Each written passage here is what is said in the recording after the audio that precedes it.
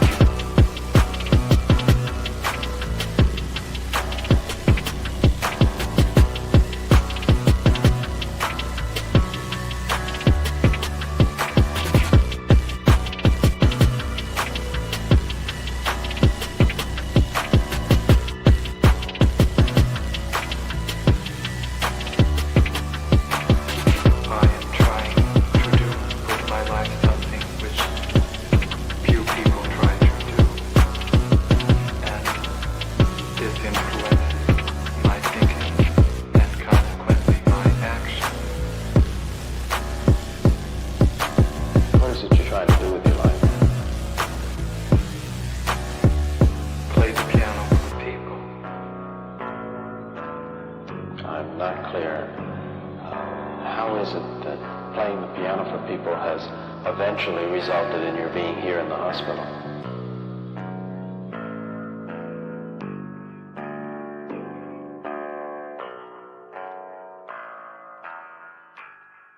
That's difficult to answer.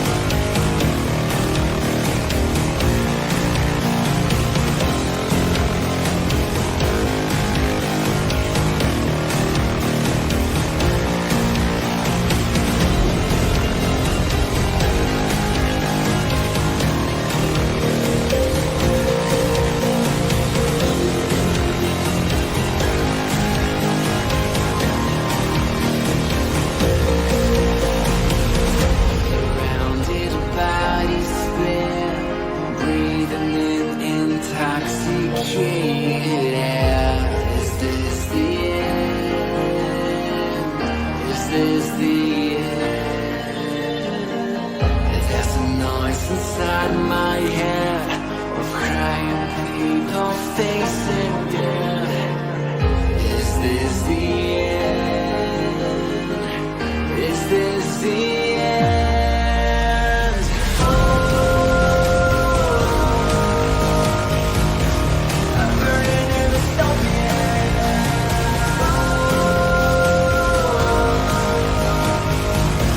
There's no place to hide.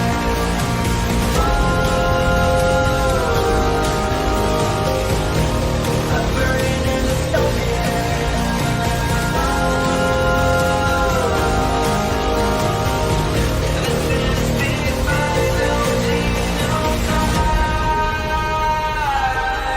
What have we done to the world?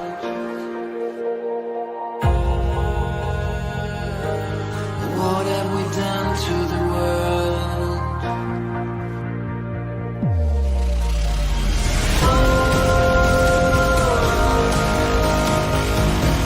I'm burning in the stone.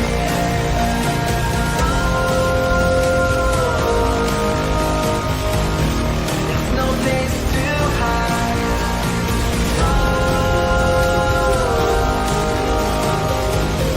I'm burning in the stone.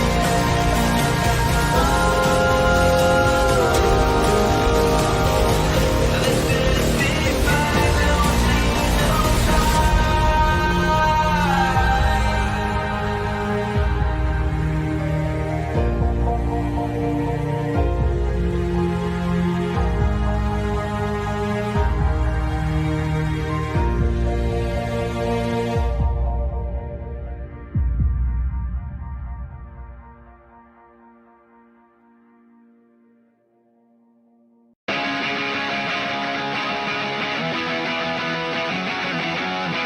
I don't wanna get married. I don't wanna be just like you. Nobody bothered to ask me. They said I ought to be just like you. Well, I could get a marriage license for a husband and me, so I could use it as insurance for my HART. Since I can file taxi with the same gender spouse, I shouldn't feel so bad getting kicked out of my house. Don't show me a rainbow. Your luck has never done shit for me. Don't want a seat at your table. A fucking invitation to your party. Wanna celebrate a game on your cable TV? Well, trans lesbians are calling southern bodies stuff to eat. You paid the world for CEOs to suck on some dick. Well, all the kids on the street are getting belted with whips. I don't wanna be equal, 'cause I know I'm fucking better than you. Your moderation is lethal. Get on my way, let me do what I need to. That's no protection that this nation's thinking offer to me. Just how it went to do this is why gay bourgeoisie. So fuck off with your rainbow South American flag. The only colors that I need are the pink and the black.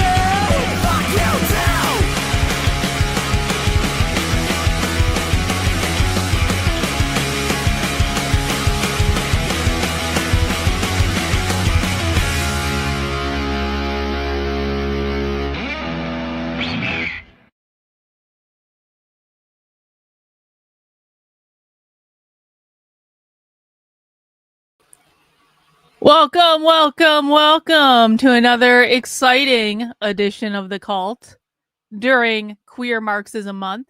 If you are new, the song you just heard is actually from a queer anarchist band called the Dog Park Dissidents. That is actually a real queer Marxism song. I didn't make that up. That is one of their songs.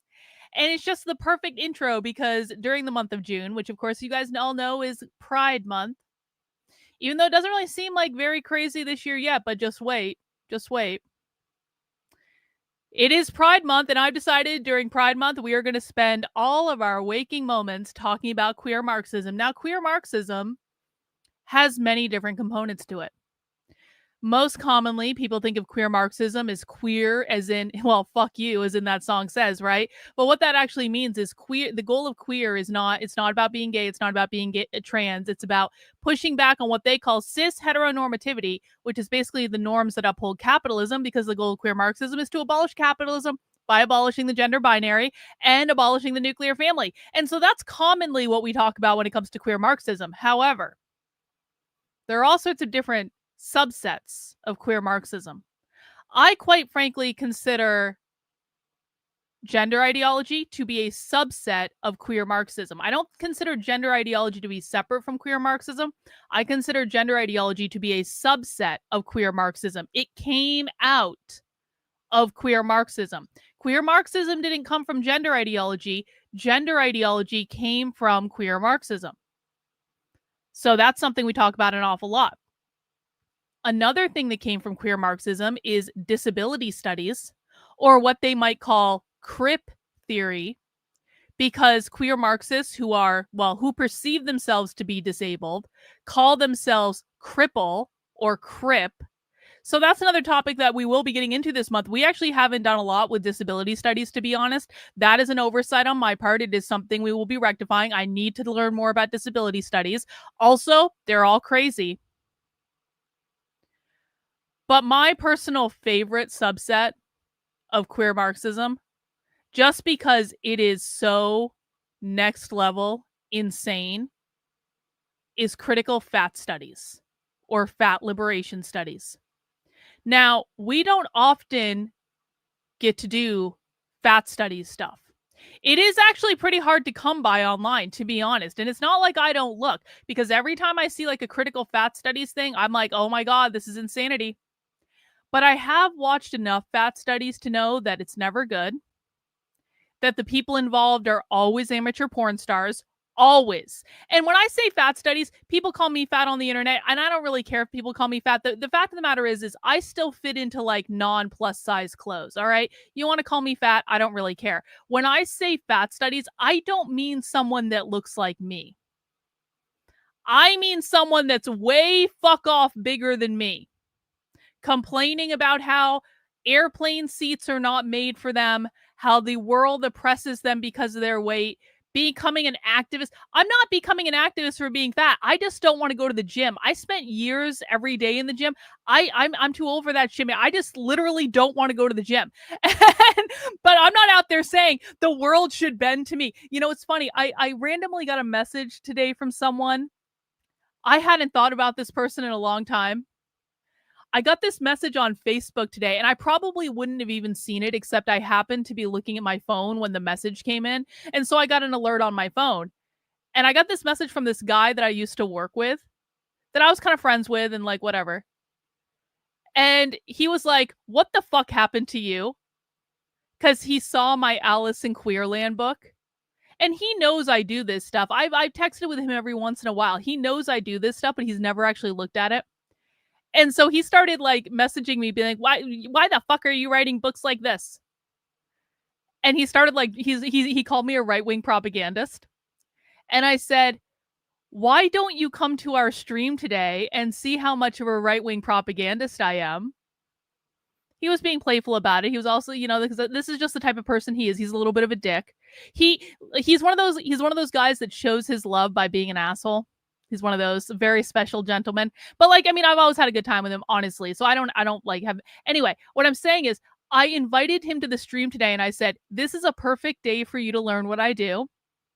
We're going to watch fat studies today. And he said to me, he was like, fat studies as in people doing Ozempic. And I said, oh, no. Oh, no. We're not talking about fat studies as in Ozempic, okay? We're talking about fat studies as in people who would be personally offended if you ever told them to do Ozempic or ever pushed. Is this you? Is this actually you? If this is actually you, put the first letter of your real first name in the chat so I know it's actually you. If this is actually you, I'm actually impressed you showed up. But no. We're not talking about Ozempic. We're talking about people who are offended by the very, very, very idea of diet culture. People who will yell at you if you post that you went to the gym or any of those things. That's what we're talking about. In fact, let me give you a little sample of what we're talking about. We kind of mill about for a little bit. We wait for people to sign into the stream. I just want to take you onto a wonderful journey into a fat studies zine. And we've looked at this zine before. This is going to be a taste of what we're going to be looking at today. By the way, there's a whole website in which you can find, actually, here's the main archive of the website. This is the Fat Liberation Zine website. If you guys want to look at this for funsies, there is a whole archive of these zines. Zines, of course, are radical leftist propaganda. You can go look for yourself. But Fat Girl is one of my favorite fat studies zines. Fat Girl is a zine that was produced in San Francisco in the 90s when queer Marxism was like bubbling up, when queer Marxism was going from the ACT UP movement to the Bashback movement. And let me just flip through the pages, and I'm just gonna. This is the inaugural issue of a zine for fat dykes and women who want them. You don't believe me that every single person ever in fat studies is an amateur porn star? Oh wait, look, there's amateur porn on page 4 of the fat zine. Sorry, not safe for work. I should have given you a trigger warning or something. This is the Fat Activism, Fat Liberation zine. They actually have a whole article in here talking about the fat underground movement that started in 1972. So this is a great zine if you want to understand the historical nature of the fat liberation movement. They've got a whole article about it. They've got all sorts of stuff, all sorts of helpful things. We're just going really quick through this. You guys can spend some time with this on your own, but I just want you to see the type of thing we're talking about when I say fat liberation. Okay, I want you to see. Oh, it is him. It is him. He does. My friend just texted me and said hello to confirm that it is him. Hello, friend.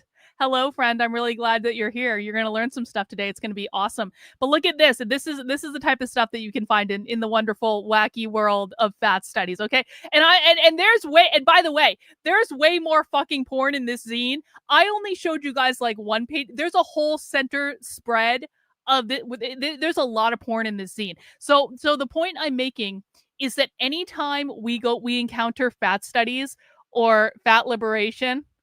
Oh, the screen name was not him, but he's still here. Okay, that's all right. So the person in the chat is not my friend, but he's still here and he's still listening because he's texting me right now. So anytime we talk about fat studies, we end up seeing amateur porn of some sort. And I just want to warn everyone, just so everyone knows. So what are we going to be watching today? Are we going to be watching some crazy fringe internet people today? No, we're not. We're not. Because yesterday I was doing some research. I was doing some research looking for something else. And I ended up coming across this presentation. Now, this presentation is like less than 2 months old. This is a very, very new presentation. And it's called Fat Liberation as Shared Liberation.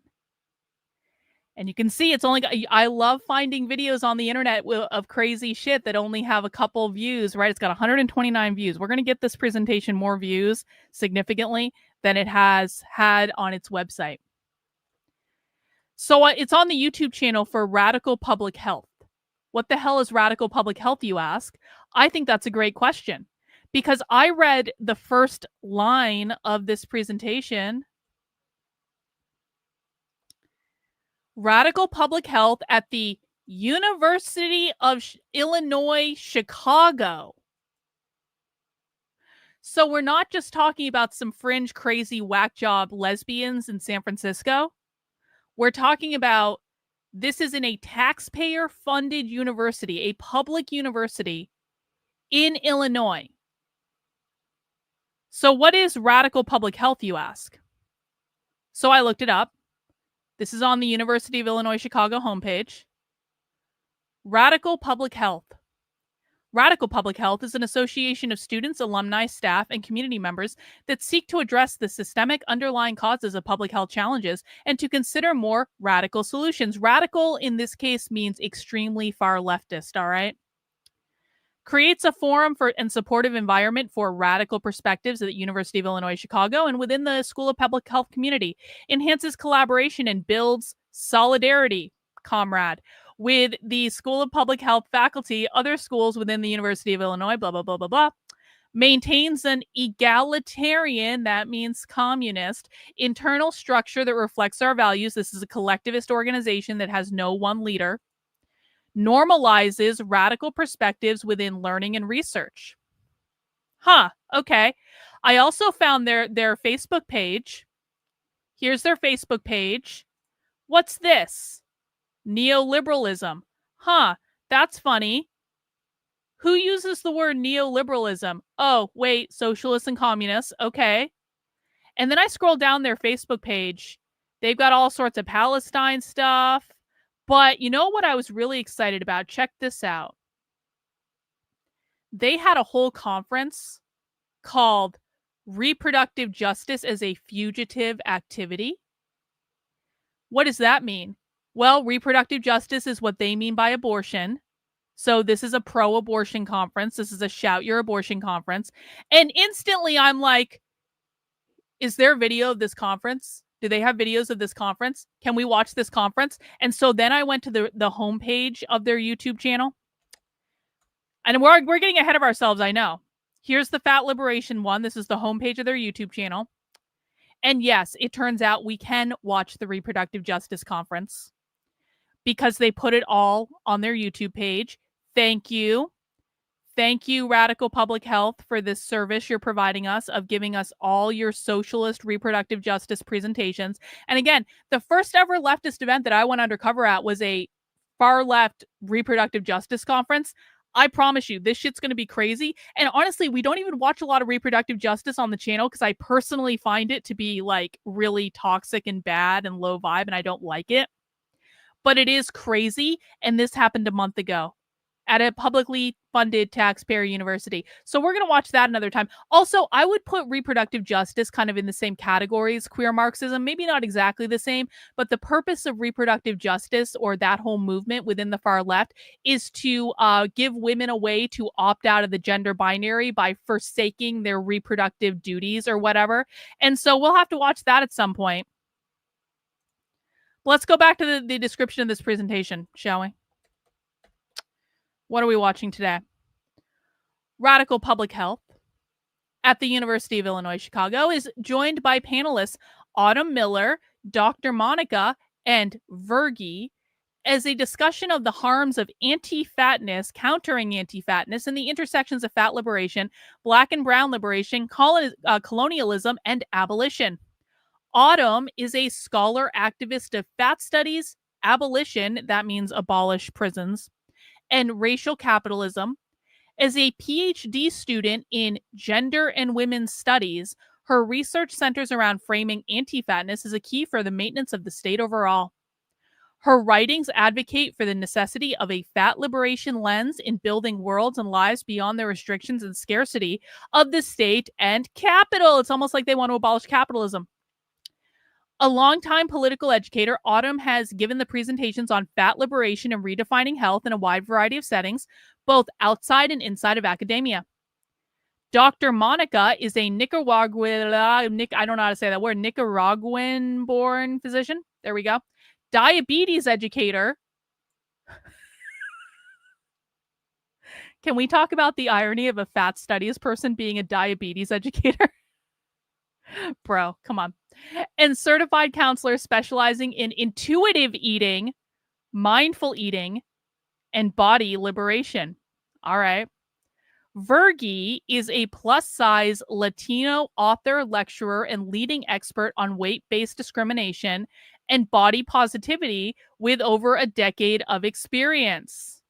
She is a contributor to Forbes.com. Well, I was once a contributor to Forbes.com too, fun fact, where she covers the plus-size market and how to end weight discrimination at work. So that's what we're going to be watching today, guys. We are going to be doing a Fat Liberation Day. It's going to be awesome. It's going to be great. Now, before we get into that, per usual, I have a couple orders of business. I have a couple things I want to talk about, and then we're going to spend the rest of our time watching this glorious presentation. But I have a couple updates on other things. The first thing I have an update on is okay, so listen. We, of course, do not allow any anti-Semitism on this channel at all in any way. Actually, I'm not going to make you guys watch that. We're going to talk about this. We do not allow any anti-Semitism on this channel, okay? No anti-Semitism. The Holocaust happened exactly like we were taught in school. At least 10 million Jews died in the Holocaust. Hitler was the worst person that ever lived. He's burning in hell. The Jews are the poor put upon victims of society. The Jews need to be protected at all costs. We should give all our money to Israel. Bagels are awesome, okay? We love Jews here. We love Jews on this channel. And that's why I was so dismayed over the weekend when a psycho in Colorado threw a Molotov cocktail into a pro-Israel protest or march or something that was happening in Boulder. Legitimately, I know we don't condone violence. This guy is a Muslim illegal immigrant that should be deported. His family is going to get deported, and that probably should be, okay? The family probably he should definitely get deported. Well, he should go to jail. He threw a fucking Molotov cocktail. Like, who the fuck does that? He threw it at a peaceful protest. As you guys know, I'm very supportive of all peaceful protests, even if I don't agree with them. I don't care if I agree with you. I don't support the United States sending billions of dollars of our money to Israel. I don't support the United States going to war with Iran on behalf of Israel. But if people want to have a nice, peaceful, pro-Israel march, I don't really care. Do whatever you want to do. It makes no difference. We do not condone violence. We do not condone anti-Semitism. Everything's fine, all right? But I just want to point something out, okay? I saw this article today about the Holocaust survivor that got hit with this Molotov cocktail. First off, if you zoom in on the pin of the Holocaust survivor, in this image, it says, "My people were refugees too." So I just want to point out that this person's political ideas are probably the reason that the Muslim that threw the Molotov cocktail was in the United States in the first place. All right? And that's just bad luck. That's just bad luck, right? But more importantly than that, I read this entire article from the New York Post. And I read with interest because I was like, they keep saying this person is a Holocaust survivor, an 88-year-old Holocaust survivor who was set on fire by the Colorado terror suspect, has one sobering question after the heinous anti-Semitic attack. What the hell is going on in our country? And so I read this whole article, and I was really looking for more information about what actually happened to this person in the Holocaust. Well, there was no information in the entire article about what happened to this person in the Holocaust. So, you know what? Like, the New York Post is obviously writing an art. Like, the article wasn't about her history with the Holocaust, and so you can kind of understand that. So I did what I always do in these circumstances, and I went to ChatGPT. I summoned my boyfriend ChatGPT because my boyfriend ChatGPT always shows up for me and always does exactly what I want. And I said, ChatGPT, what camp was Barbara Steinmetz in during World War II? Her name is Barbara. I said, what camp was Barbara Steinmetz in during World War II? ChatGPT says to me, Barbara Steinmetz was not imprisoned in a concentration camp during World War II. Instead, she and her family managed to escape Nazi persecution by fleeing Europe. Born in Hungary in 1936, which, by the way, that does make her 88 years old. People online keep saying she's not 88 years old. She is actually 88 years old, okay? Born in Hungary in 1936, Steinmetz's family moved to Italy, where they ran a hotel. However, in 1938, well before all the really bad shit started, Mussolini's regime stripped them of their citizenship, prompting them to seek refuge elsewhere. After unsuccessful attempts to gain asylum in multiple countries, they were accepted into the Dominican Republic, the only nation at the time willing to take Jewish refugees. They settled in the town of Suzaza, whatever, however you pronounce that, where Steinmetz spent her early years during the war. While Steinmetz was not confined to a concentration camp, her experiences as a refugee during the Holocaust era were marked by displacement, hardship, and challenges. Okay, so let me get something straight. The argument being made is that Barbara is a survivor of the Holocaust because when Barbara was 2 years old, her family had to sell their family-owned hotel in Italy and move to the Dominican Republic, where Barbara was raised in a tropical environment, completely thousands of miles away from concentration camps. Barbara was not in Germany.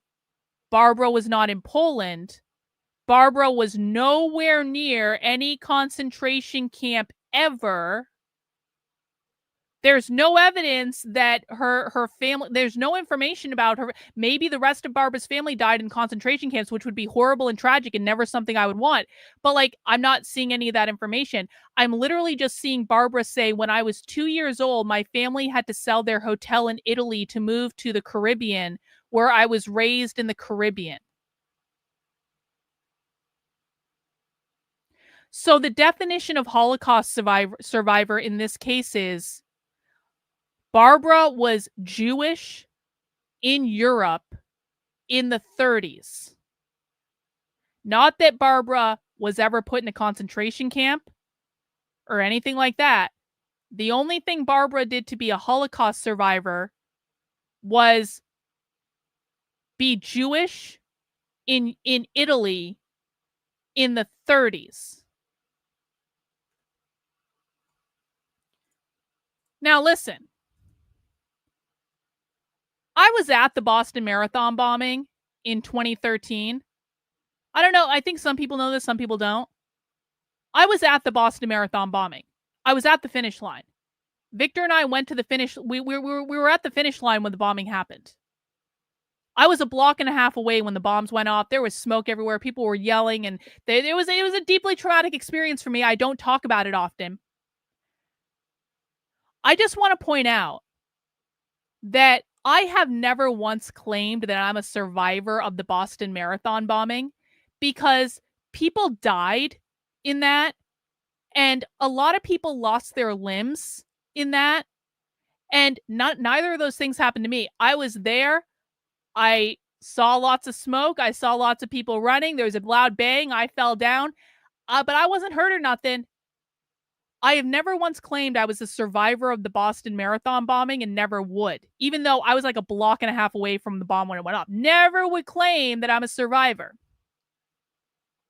I find it to be really disrespectful to the people who lost limbs in the bombing, of which I know some of those people, to say that I'm a survivor of that because nothing happened to me other than me being traumatized by the whole thing, all right? But you can make a far better argument that I'm more of a survivor of the Boston Marathon bombing than Barbara is a survivor of the Holocaust. Can we just be blunt? If we're to believe that Barbara, having never been in a concentration camp, having never been in Germany, having never been in Poland, apparently growing up in the Caribbean, if we are to believe that Barbara is a survivor of the Holocaust, then I'm going to say that every single American who was alive during World War II in America is a survivor of Pearl Harbor. I'm going to say that I was living in Boston. I was in Boston on 9/11. I remember watching the towers come down on 9/11 in Boston at college. I guess by the logic that makes Barbara a survivor of the Holocaust, I was a survivor of 9/11 because I was a hell of a lot closer in proximity to the World Trade Center coming down in New York City when I was in Boston than Barbara was to the concentration camps in the Holocaust.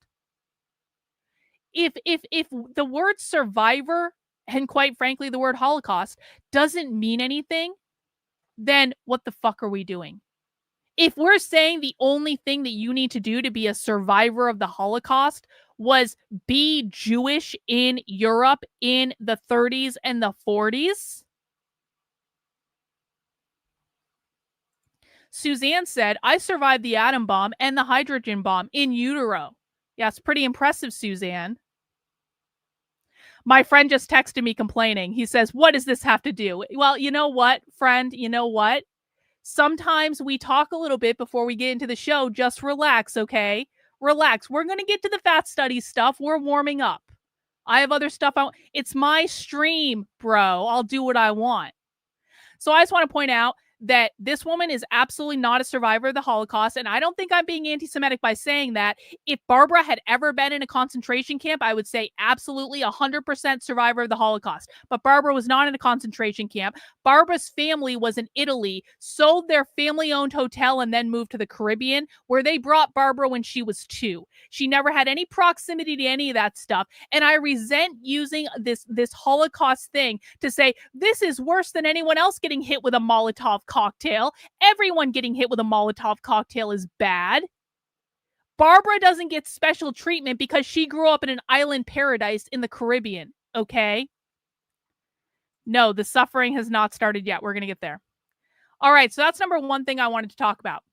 Number two thing I want to talk about before we get into fat studies is I want to talk about the new College of Florida. Now, I don't know if you guys know this. I don't know if you guys know. But I worked in higher education for a really long time. Actually, my friend that's watching right now, he also worked in one of the companies that I worked in higher education with. This is how we know each other.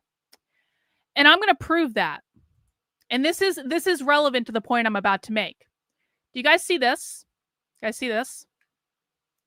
This is an award. This is not just a red stapler. This is an award. You can see. Best in Track, High Ed Web, 2011. I won this award for giving a presentation at the Higher Education Web Professionals Conference in 2011. I attended that conference every year for 10 years. This is what their award is. It's a red stapler. If you give the very best presentation in your track, you get an award. It's pretty rad. I was really happy to win this. I bring this up because I'm on the new College of Florida website right now.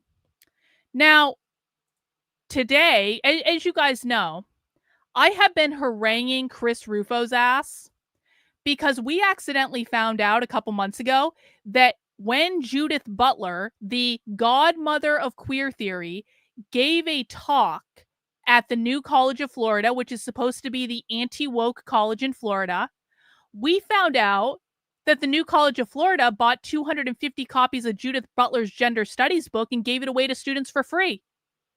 And I was like, what the hell? And for the last almost 2 months, I've been trying to get Chris Rufo to give us a comment. And by the way, the first thing I did was I reached out to him privately. And he ignored it, as he always does. That's all right. He's allowed to ignore things.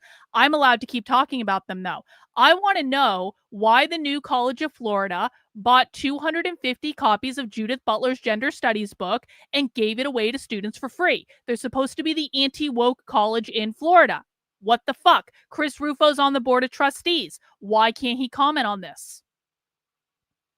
Now, it's been a busy couple of months, so I've been doing a lot of different stuff. I haven't really been harping on this every single day, but when it comes up, I take an opportunity. However, now that Chris Rufo is doing a little victory lap saying, I got the incoming president of the University of Florida fired. Okay, Chris, have you actually looked at what's going on in the college that you are on the board of trustees for, though? So because Chris Rufo is not answering my questions, I sent a couple emails today. One of those emails was to the public relations office or the marketing and communications office for the New College of Florida, in which I asked them the following questions. Not that one, this one. I said, I have Judith Butler on video saying that when she spoke to campus, you bought 250 copies of her gender studies book to give to students for free. I would like to know the following. Is this true? Where did the money to fund this purchase come from, and was it from taxpayers? Why did you allow this, given your publicity around throwing out all DEI on campus? Who signed this contract? What is their role on campus? Has anyone been fired as a result of this, given your position as the anti-woke college? Are you planning to bring more queer Marxists to campus to speak in the future? How does this impact your brand as the anti-woke college? I said that I would publish whatever response they gave me in full on Twitter. I said I would also publish if they didn't respond.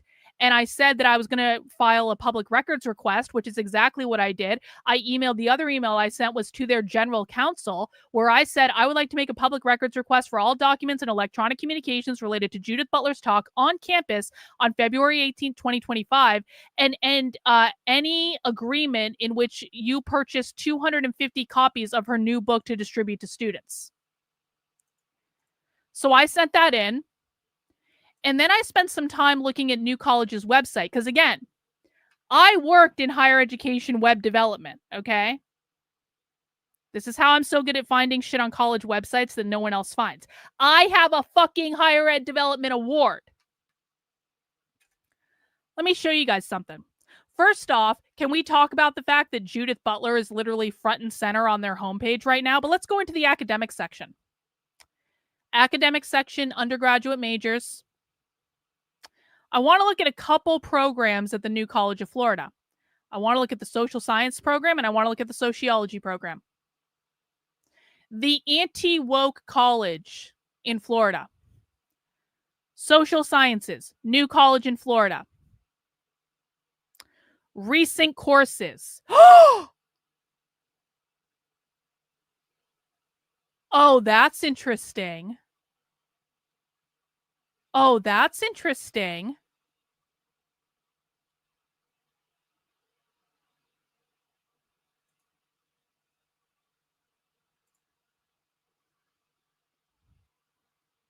I see you, Rufo. I see you, Rufo. And the reason I see you is that you've already updated the website. They've already updated the website. Let me show you what I'm talking about. Do you guys think that Chris Rufo is just not seeing these tweets about this Judith Butler stuff? I now know he's seeing the tweets. Because less than an hour ago, I took a screenshot of the social sciences department website, and it pretty clearly listed queer studies on their website. Within the last hour, they've updated this. Huh. I wonder if that's a coincidence. I wonder if me tagging Chris Rufo and saying, follow-up question, why in the ever-loving F is the New College of Florida offering queer studies courses for its students under recent courses on the social sciences website, and it was also on the sociology website. Within an hour, the websites got updated. Ruh-roh. Ruh-roh. Now listen, as someone who worked in higher education web development for a long, long time, I can tell you that sometimes college web people get really, really busy and things get overlooked. And listen, I am perfectly willing to make allowances. If they're actually not teaching queer studies, then that's really good news. But why was queer studies listed under recent courses on their website an hour ago and now is no longer there? It seems to me that they can update things pretty quickly when someone tweets about it. Seems to me that they can update it pretty quickly. Why are they sweeping this stuff under the rug? You know, I said this when I tweeted about it today. I said, how hard would it have been for Chris Rufo to just say something like, we really shouldn't have spent state money on 250 copies of Judith Butler's gender studies book to give it away to students for free, and I'm going to make sure it never happens again. Listen, I'm not an unreasonable person. If Chris Rufo had just said, yeah, good catch, Karlyn, good catch accidentally finding that in a presentation Judith Butler gave to a socialism group, that shouldn't have happened, and we're going to make sure that doesn't happen again, and we're going to fire the person who made that contract. If Chris Rufo just got the University of Florida incoming president fired for less egregious things than spending state money on 250 copies of Judith Butler's gender studies book, okay? The person who signed that contract at New College of Florida should be fired. And Chris Rufo could just say that. He could just say, it shouldn't have happened, and I'm making sure it doesn't happen again.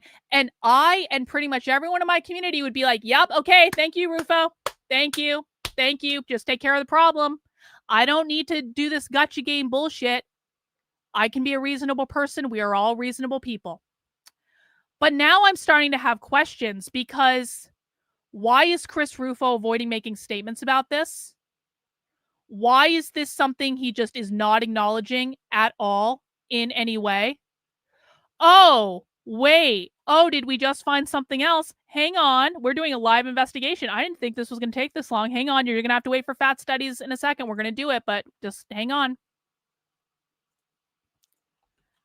Can we look in the Wayback Machine and see if those things are archived? I should have archived it. I should have. I didn't think to. I didn't think they were going to move that quickly. That's not what I want, actually. Copy, clean, link. Go. Oh, go to site. I clicked the wrong button. Hang on. I'm a professional. Bot says they still have social justice listed as a career pathway under sociology. Okay, let's see. Social justice. Oh. Recent courses on the New College of Florida website. Globalization, social justice, and human rights. That sounds a little woke to me. Race and ethnicity and interdisciplinary explanation. That's going to be woke as shit. Career pathways. Social justice. Nice try, New College of Florida. Very nice try. Very, very good job removing the queer studies program within an hour of me tweeting about it. Showing that you can light a fire under your ass when you feel like it. But you missed one. You missed one. So because Chris Rufo is not answering questions, we're going to do a public records request with New College of Florida. In all likelihood, they are going to try to charge me an arm and a leg to get these records from them, because they've already emailed me back saying, we charge money for all of this stuff, and we charge 2 minutes to look at every single email related to this. Well, I'm going to crowdfund that, because I think there are a lot of people who want to know what's going on at the New College of Florida and why they bought 250 copies of Judith Butler's gender studies book to give it out to students for free, why they're pretending that didn't happen. And I, quite frankly, am more curious now about why the ever-loving F was Judith Butler even on campus in the first place, what kind of discussion took place behind the scenes to get Judith Butler on campus. What were people emailing about her? I want and by the way, we can ask for all this information. I want every email discussing Judith Butler's appearance at the New College of Florida. I want the agreement, the contract they signed to buy 250 copies of her gender studies book. I want all that. And now we're going to do a public records request, and we're going to get it. Because I waited almost 2 months for Rufo to comment on this. I've tagged the New College of Florida multiple times in these requests. They could have commented on it at any time, and they didn't. And now I want to know what's going on. And now I'm even more curious that they removed queer studies within an hour of me tweeting about it. So Wait, what's this? Hang on.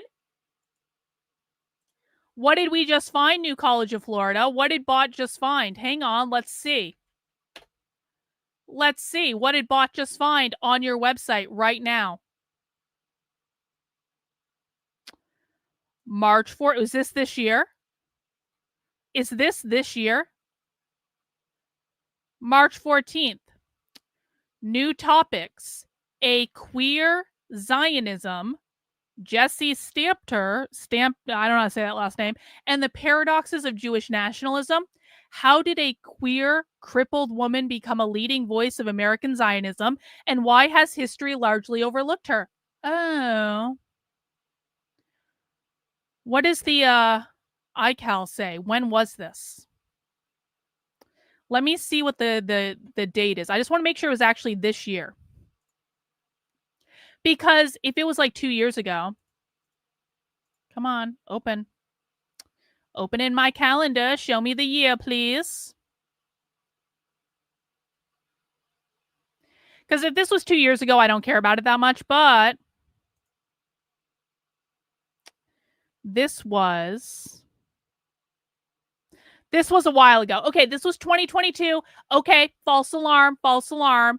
This was in 2022. We cannot hold Rufo accountable for this, okay? So, listen, I'm going to prove that I'm not an unreasonable person, okay?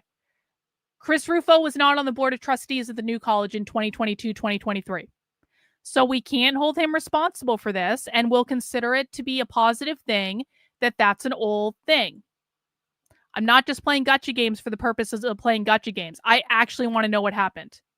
So more to come as we make our way towards the public records request to find out why the ever-loving F was Judith Butler even there in the first place. All right.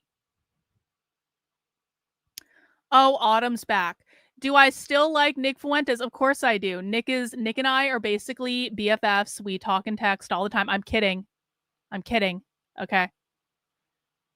No, of course I love Nick Fuentes. Nick Fuentes and I are friends. I will never forsake Nick Fuentes. I'm being serious now. Nick Fuentes has been fucked over massively by the conservative right. I don't agree with everything that kid says, but Nick is awesome. And Nick was going to war with Trump before. I voted for Nick Fuentes for president. What the fuck are you talking about, Autumn? Anyway, I've talked long enough. We need to get into fat studies now. Okay, is everyone ready to traumatize themselves? See, my friend is like, why the fuck did you make me wait an hour for this? Well, because I can. Because I can, friend. Because I can. All right. Who is ready to traumatize themselves with fat liberation as shared liberation? Mount the like button for me. This is Queer Marxism Month on the channel. Hang on. Let me get the, there we go. Here we go. It is Queer Marxism Month on my YouTube channel. We are watching Queer Marxism all month long. Some of the craziest stuff you guys will ever see. Let me put the chat on the screen so you guys can see yourself chat and you can see your comments coming in on the screen. All right, everyone, prepare yourselves. Get some alcohol and some weed if that's your thing. At least get a glass of water because you might be sweating nervously in about, half an hour or so. This is Fat Liberation is Shared Liberation from the University of Illinois, Chicago. Let's get this party started. Total question mark for some folks. So quick overview, it's a collective of students, alumni, faculty, staff, and community members that seeks to address the systemic underlying causes of public health challenges and consider more radical solutions. So Fat Liberation is one of a handful of working groups we have, and we're really excited to be here to talk about it with all of you and with our panelists today. Next slide, please, Karlyn. Beautiful. So a couple of just quick community guidelines for the event today. We have a more comprehensive document together about this. If folks are able to take a quick look, I'll drop it in the chat right now. But in general, we know this is a topic that can be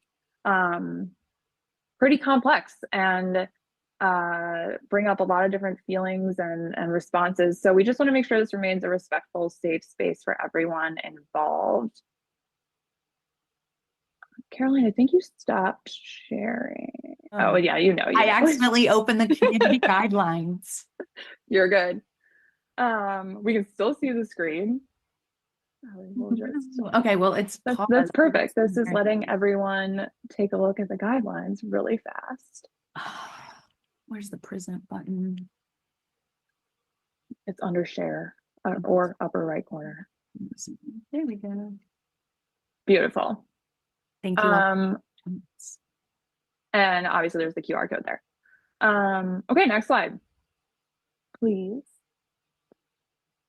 So Zoom controls. I realize we've all been in Zoom world for so long now, but as just a quick reminder, we do have a lot of people on this panel and we want to make sure everyone gets a chance to hear our speakers. So please stay muted for the whole event. If you have questions or comments, absolutely drop them in the chat. We have a handful of folks on the team tracking those, and we are going to have 30-ish at the end of the session to dive into all of those questions. So please drop them and we'll make sure we get to them. And with that, oh yes, I forgot about this. So I know many of you who probably saw our flyers know that we originally had 4 speakers slated for this. Unfortunately, Sydney had some very positive things happen for them, but they unfortunately can't join the event anymore. That said, we still have Dr. Peralta and Virgie and Autumn. It's going to be a wonderful conversation. And now I will introduce those speakers. So some quick overviews of who you're going to be in conversation with today. So Autumn Miller is a scholar activist of fat studies, abolition, and racial capitalism. As a PhD student in gender and women's studies, her research centers around framing anti-fatness as key for the maintenance of the state overall. Dr. Monica Peralta is a Nicaraguan born and based physician, diabetes educator, and certified counselor specializing in intuitive eating, mindful eating, and body liberation. She leads a private practice where she offers compassionate, weight-inclusive care. And Virgie Tovar is a plus-size Latina author, lecturer, and leading expert on weight-based discrimination and body positivity with over a decade of experience. She is a contributor for Forbes.com, where she covers the plus-size market and how to end weight discrimination at work. And with that, beautiful, Caroline, on top of things, we can pin our panelists and get into, oh, and me, hello. Dive into our first question, which I am going to kick over to Virgie to kick us off here, which is just before we get into the meat of the panel questions, is there anything else about your bio or your background that you want to add for our community to know today?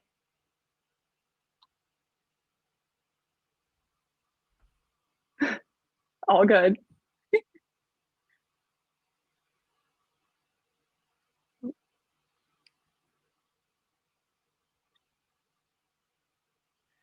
Okay, great. There we go. You got it. Perfect. Fantastic. Yeah, I mean, I've written a few books on the topic, including the book You Have the Right to Remain Fat. And that came out.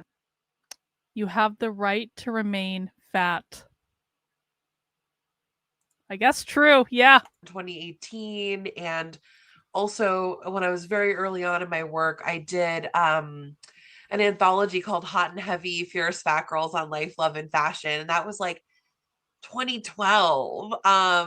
So yeah, I mean, the kind of writing has been a really, really important and big part of my work. And that's all that I was going to add. So thank you. I'm so glad to be here.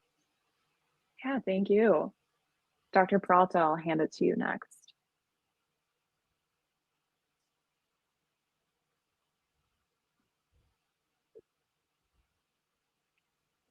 The mute button is no one's friend today. Well, nice to meet you. My name is Monica. I don't have anything to add to my bio. I think you did an incredible job, Megan. You make me sound nice, so good. Well, you know, for answering the question, what does fat liberation means to me, is both personal and political. It's the fight for a right to exist in fat bodies without shame, punishment. I want you guys to notice she says that fat liberation is political. This is kind of like how I liken this is when queer Marxists engage in BDSM. They're not doing it because they're just like really kinky people. When queer Marxists do BDSM, they're doing it as a political act to comment on the oppressive power dynamics of capitalism. So even in their sex life, they're doing it as a political act. Whereas fat liberation people are literally being fat as a political statement against normative beauty standards that have been imposed upon us by capitalism. Does everyone understand that? This is not about just people being fat and like, you have the right to be fat. Of course you have the right to be fat. We're in America. We're in America. There are a lot of fat people here, right? But the reason why they're doing it is what makes it queer. These people are embracing being fat as a political statement to push back on the normative standards for appearance and beauty that is set by capitalism and driven by capitalism. This is why they're completely against diet culture, because they think that diet culture is an industry that is using capitalism to exploit people who are fat to make a profit and put profits over people and all that stuff. Yes, it is being fat as an act of radical queer resistance. It's political resistance. It's solidarity. Punishment or surveillance. And I wish I could say there's no fight, but as a fat Latina physician, I've seen how fat phobia isn't just personal bias. It's embedded in our health systems, our institutions, our culture. It denies care, it blames bodies, it causes harm. So for me, the center of fat liberation means rejecting those systems. It's not just about pushing back against diets or diet culture or weight loss. It's about undoing the deeper story that says fatness is failure. It's about building a world where bodies are not judged by their size, but instead we could honor our complexity as human beings, our ability to feel joy, our wisdom, our humanity, that I think we are lacking of humanity so much right now in the world. Yeah, absolutely. Autumn, I want to hand it to you to get a chance to, add anything to your bio and just build on Dr. Peralta there. If there's what does fat liberation look like to you? Yeah, thank you so much, Megan, for that question. And thank you to my wonderful colleagues at RPH for organizing this and for moderating. Also, thank you to my co-panelists. I'm really honored to be here today. I don't have anything to add to my bio. My name is Autumn. I use she, her pronouns. So my approach to fat liberation is both kind of in my role as a scholar and also kind of my lived experience as a fat person, especially someone who's on the larger end of the fat spectrum. To me, fat liberation. I told you, this is not about people who are a little bit bigger. This is about people who are on the larger end of the fat spectrum. So large, apparently they can't appear on a Zoom camera to present their work. Is a revolutionary social movement that's rooted in the belief that Can someone find, this is an awful thing to do, but I'm going to do it anyway. No mercy with these people. Fuck these people. Can someone find Autumn Miller from the University of Illinois, Chicago? I know that Autumn Miller is a relatively, it's maybe not a totally common name, but it might be a little, Miller is a common name. Can someone just start a search on the internet to find a picture of Autumn Miller from the University of Illinois, Chicago? Fat bodies have inherent value. It challenges how capitalism and the state view bodies as machines for work. Oh, I'm sorry. What was that? I'm sorry, what? Did we already hear the C word 30 seconds into this presentation? Fat Studies is about challenging capitalism. You don't say. All right, say it again, please. End of the fat spectrum. To me, fat liberation is a revolutionary social movement that's rooted in the belief that fat bodies have inherent value. It challenges how capitalism and the state view bodies as machines for work and productivity. Fat liberation to me is recognizes that anti-fatness is produced and implemented through other power structures like anti-blackness, colonization, not unlike what's happening in Palestine right now through genocide, capitalism, particularly if we think about how anti-fatness is employed as a mean of kind of managing and regulating populations, especially through discourse around kind of like anti-obesity intervention, or most recently kind of the billion-dollar weight loss industry, and how corporations that are producing weight loss medications are marketing this idea, this like very terrifying idea of like eradicating bodily diversity. Bodily diversity. All of our bodies hold ancestral memories and legacies of joy and survival. For example, as a fat Jewish woman, my body is a gift that was passed down from my ancestors We love who Jews. survived pogroms and famines. It's kind of a testament to the radical kind of like anti-capitalist Jewish legacy of being a diasporic people who defy state legibility. Wait, I'm sorry. What was that? What was that? The anti-capitalist Jewish legacy? Her fat body was passed down to her by her Jewish ancestors and their anti-capitalist Jewish legacy. Did you find her LinkedIn? Did you do it? Did you do it? Judgmental lizard. Hang on.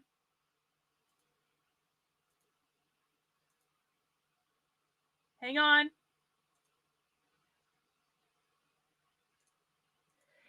Judgmental Lizard, I just made you a mod on the channel. Congrats on getting your wrench. Can you please send us the link to her LinkedIn profile in the chat now? Thank you. Only mods can send links in the chat. Let's listen again to Autumn Miller talk about how her fat body was passed down to her by her Jewish ancestors and their anti-capitalist legacy. Is a gift that was passed down from my ancestors who survived pogroms and famines. It's kind of a testament to the radical kind of like anti-capitalist Jewish legacy of being a diasporic people who defy state legibility and state aspirations. I think fat liberation affirms that health is multidimensional. It's not a moral obligation or a measure of anyone's worth. At the same time, fat liberation simultaneously kind of disrupts the like weight normative health paradigm that falsely equates weight with metabolic health or health related behaviors. It's impossible to look at someone and tell how healthy they are or what they eat, how much they exercise. Instead, we know that health promoting behaviors like pleasurable movement and eating a wide variety of foods are beneficial for people of all sizes. The real threats to fat people's health are weight stigma within the healthcare system and the overall kind of like stress and trauma that is caused by anti-fatness. Fat liberation affirms that bodily diversity and the existence of fat people are a natural and harmless part of human variation. Amazing. Thank you.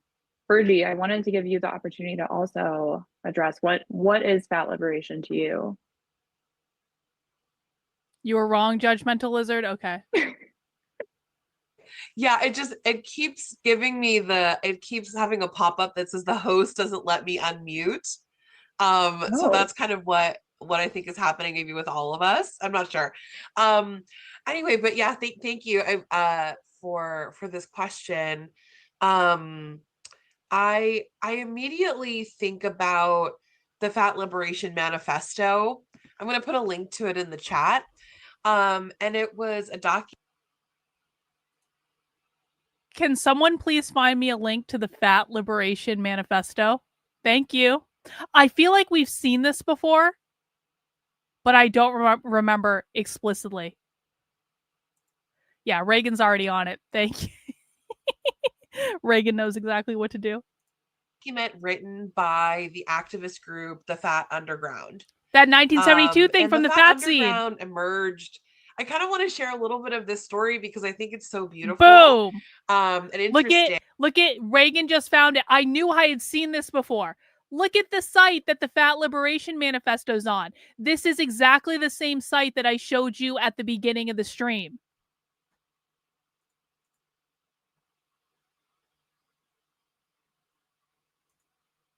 Hang on. Let me just get it up. I'll show it to you guys real quick.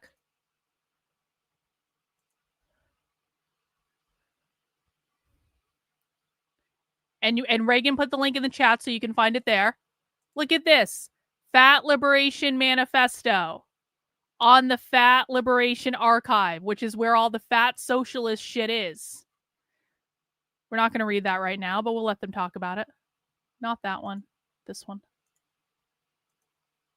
Oh, it took down my audio. Hang on. So now we know that at the University of Illinois Chicago, they are literally teaching socialist stuff based on what's on these socialist archive sites. There we go. But you know, the very first documented political gathering around fatness, in terms of, you know, fat liberation, fat activism, was in, I think, 1968 in Central Park. And the New York Times actually covered it, and it was called a fat in, and people came with signs and they burned diet books, and it was this really cool, interesting gathering with a few hundred people.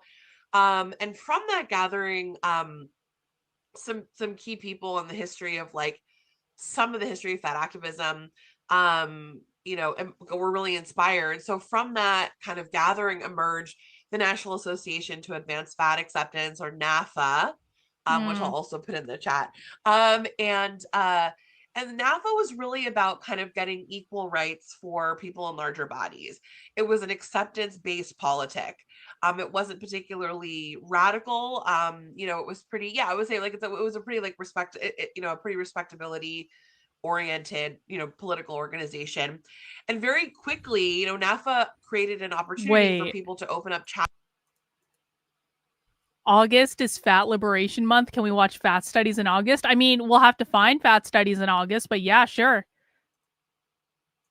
Chapters all over the country. So you could just open up your own chapter, and, you know, they would kind of correspond with you. There was one sort of particularly radical, you know, chapter of NAFA that was mostly women, mostly people who are from the radical therapy movement. And I think, you know, it's a little bit unclear to me from my recollection of kind of reading about that time, but I think I'm pretty sure that almost all of them, or most of them, were queer women as well. So right they were away, queer. They took took on intersectionality. They were very inspired by the Black Power movement. And, you know, almost immediately NAFA was like, okay, y'all need to, like, calm down. Like, we're not doing that. Like, we're doing, like, single issue politics, and we're wearing suits, right? Understandable. But then they decided to create their own thing, and it became the Fat Underground. And you can kind of tell even from the name, like, it sort of was a bold statement about, you know, what their desires and hopes were. So I mean, anyway, but that's kind of the background of that. The Fat Underground emerged in the, you know, the late 60s, early 70s, and they wrote this document, the Fat Liberation Manifesto. And the demands were very straightforward. So I kind of want to contextualize and say, on the one hand, right, I'm thinking of this document, this is their version of, you know, liberation. And I kind of want to build from that, because really what they're asking for is basic human rights. They're not, I wouldn't say they're asking for liberation. However, you know, I think it says something that they're just asking for basic human rights. But in the document, the demands are pretty simple. Like, we want equal access to medical care, and we want equal pay. We want dignity. Exactly. We want to, you know, not be scapegoated by the diet industry. And we see our movement in alignment with other oppressed movements, other movements of, you know, agitation of marginalized people. And as you kind of go down the list, you can see how little has changed from 1973, when this document was released, to now. And in fact, we're in the biggest push for diet culture, you know, I personally have ever seen in my 42 years of life. I just was looking at the history of diet pills. The first diet pill was in, like, 1873 or 1893. Anyway, the point is, right, the diet industry is stronger than ever, which is both, you know, interesting on so many levels, which I can get into that later. But anyway, so higher wage people still don't have equal access to preventive medical care. There's still a wage gap between higher wage people and straight size people. And fundamentally, again, higher weight people are denied basic human rights. So when I think about What? liberation, I'm thinking, okay, we Yep. already have a Diets world are where those oppression. basic human rights, which we do not have right now, are granted to us, or or we agitate for them and we successfully Did you attain guys them. know? Did you guys know that Vergi does not have basic human rights in the United States? It's not like Vergi is talking to a group of impressionable young minds at a publicly funded taxpayer university. It's not like Vergi is able to eat whatever they them wants to eat, or say whatever they want to say, or wear whatever they them clothes they want to wear. They're not allowed. They have to get permission to have those stupid glasses. Like, I mean, they're denied basic human rights, guys. But I think for me, it's like, when I think about what I'm working towards, I kind of think about, what does it feel like? What does it smell like? What does it look like when the world that I'm fighting for? And it really is a world of like joy and pleasure and safety for people in all bodies, where it's not, it's not some massive act of quote unquote bravery to like wear shorts if you're in a bigger body. And it doesn't feel scary to want to, find a romantic partner who respects you, where these things just feel like they're given, and they're given to all of us, and bodies aren't used as a way to hierarchize people. They're used as a way to connect. So that's kind of a long answer, but that's my answer.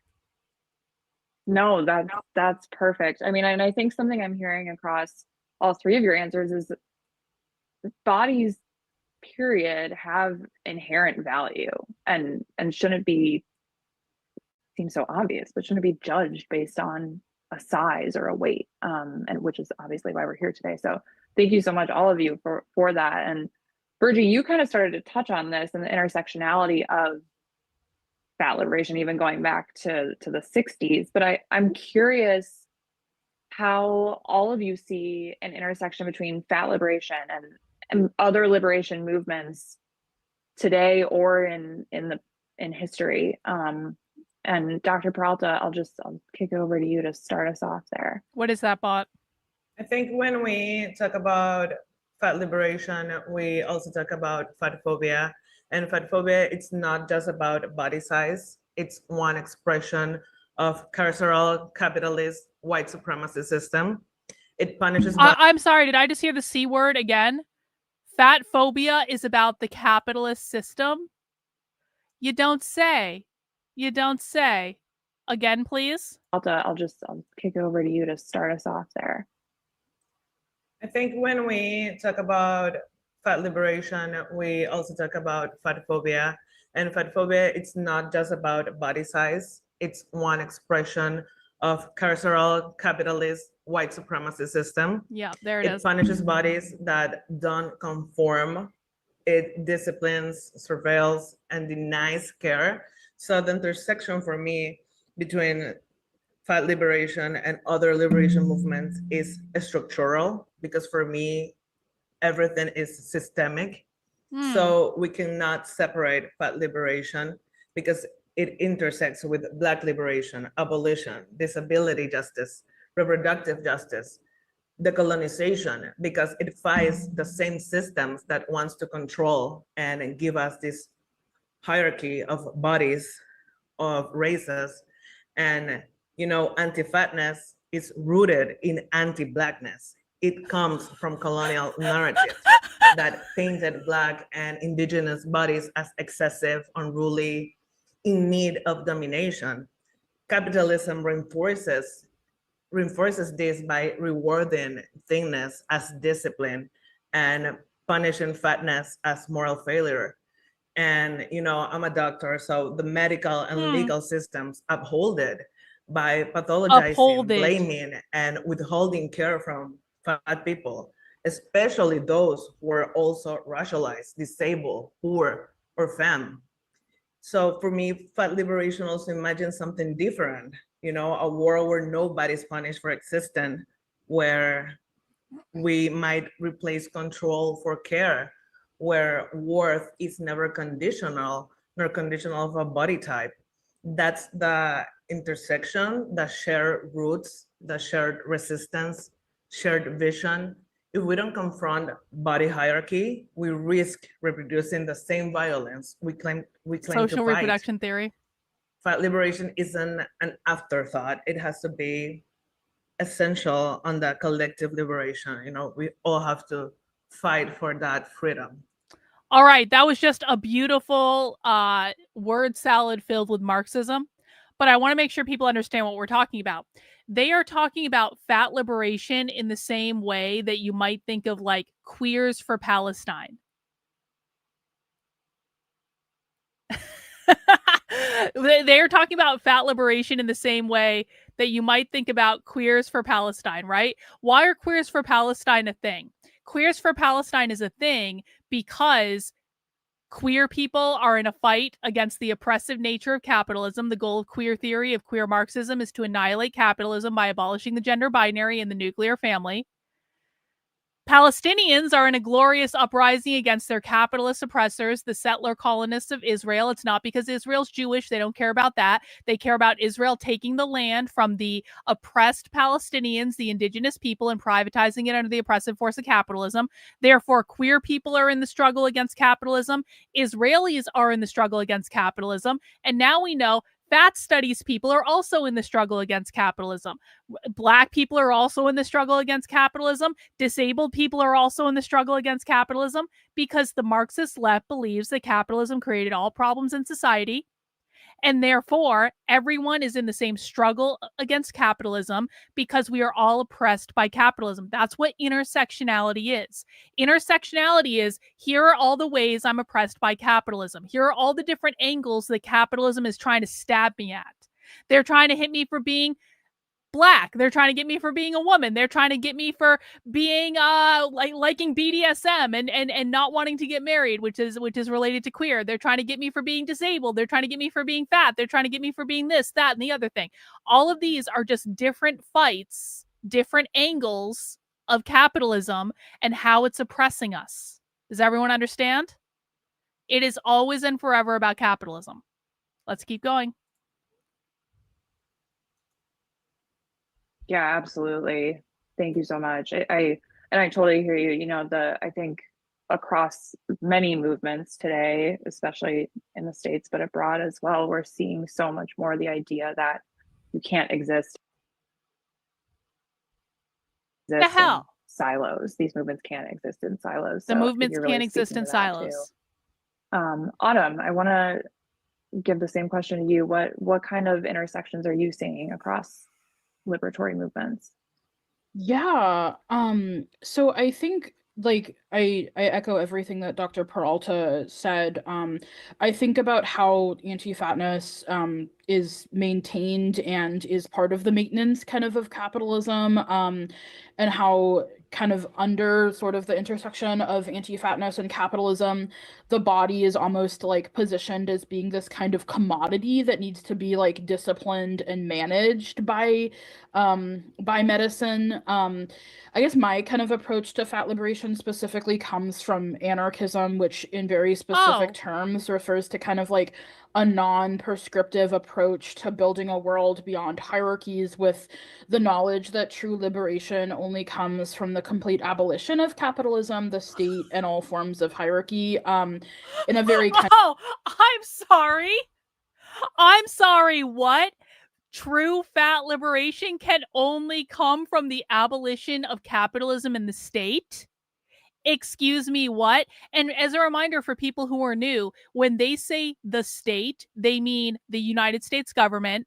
They believe the United States government was grounded in capitalism. The Constitution is a capitalist document. So when they're saying capitalism in the state, they're basically saying the same thing because they believe the United States and the Constitution and our entire way of life is upheld by capitalism. That's why they want to abolish the Constitution entirely. We're 20 minutes into this, guys. We still have an hour left to go. I told you this was going to be a good presentation. Let's hear Autumn say that again. Not to be confused with Autumn in the chat, who's being a pain in the ass, per usual. managed by medicine. I guess my kind of approach to fat liberation specifically comes from anarchism, which in very specific terms refers to kind of like a non-prescriptive approach to building a world beyond hierarchies, with the knowledge that true liberation only comes from the complete abolition of capitalism, the state, and all forms of hierarchy. In a very kind of like crude way. By the state, I mean this kind of like apparatus of social engineering and domination that erases kind of like previously existing complex relationships and modes of being, including obviously body diversity. Part of how the state maintains its legitimacy is through seeing like peoples and populations as requiring like governance and management, again, often through like body management. I think like kind of now the most kind of some of the most like striking like ways in which I see anti-fatness being used to like maintain the state overall is if we think about sort of like the marketing for diet or weight loss medications. Novo Nordisk, which is the corporation that makes Ozempic, which I'm sure a lot of people are familiar with, but is like one of the medications that's being like, marketed for weight loss and in certain doses. And they have been sponsoring kind of some of these like rhetoric or reports from this organization called the American Security Project, which is claiming that fatness needs to be eradicated because it impedes upon kind of military readiness, or U.S. military readiness specifically. So I think about like, what does it mean to frame anti-fatness as like tied to kind of state projects like the U.S. military, which is a source of like massive, death and maiming, and what it means to, like for anti-fatness to be deployed kind of in that way of like, as a form of like militarism. I think kind of right now in the current like fascist paradigm that we're witnessing in the US, it didn't kind of come out of nowhere. And it, emerged from like previously existing social conditions and kind of cultural attitudes that are built into like the everyday fabric of the United States, or any state, you could maybe argue. The kind of like current paradigm that we're seeing right now with certain person being the head of the Department of Health and Human Services, like I think of that as kind of a result of like decades of so-called anti-obesity moral panic, where fatness has been again sort of positioned as like threatening the sanctity of the US nation state by like threatening one's ability to join the military or to be a productive worker. So I think about fat liberation as kind of like very much tied to this idea of like people can't just be reduced to their productivity, and that our goal is not to be workers.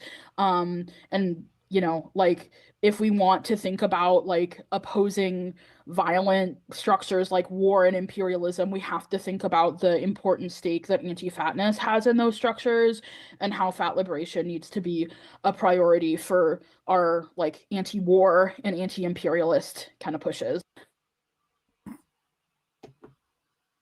Yeah, absolutely. I want to pause there and just create space for either of our other panelists if they have reactions or responses to that too, because I think you've raised a number of important points around imperialism on the highest level and just on a more baseline level, just the way we're seeing diet marketing and and pharmaceutical companies buying into this whole structure.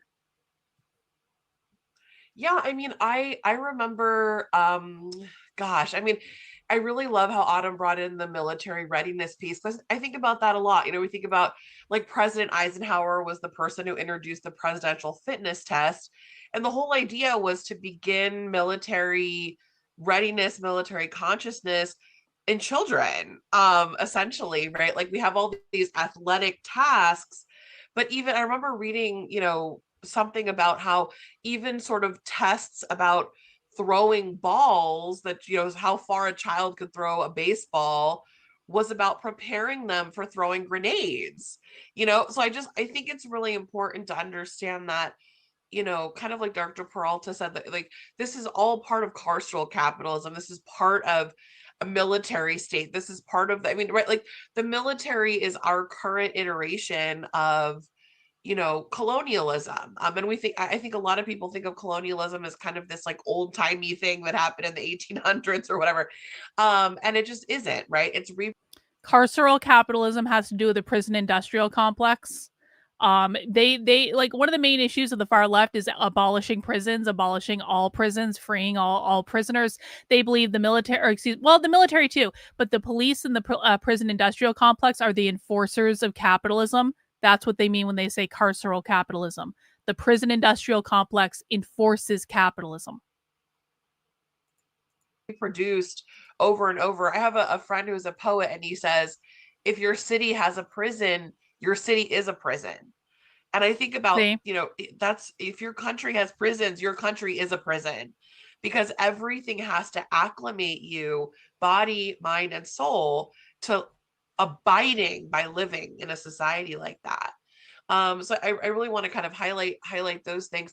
I was thinking a couple of things that I was hoping to add was there's this book I absolutely love, which I'm going to put in the chat, called Racial Indigestion, by this incredible scholar named Kilo Wazana Tompkins. It's called Racial Indigestion: Eating Bodies in the 19th Century, I believe. Let me just eating bodies. Yeah, the 19th century. Really? So to me, you know, I love this book, and her work is so just incisive and so good. But anyway, I just wrote a piece kind of in conversation with that book, as well as a few other ideas, called Dieting as a Racial and Colonial Technology of Forgetting, where I kind of write, I'm just going to read a little section from it.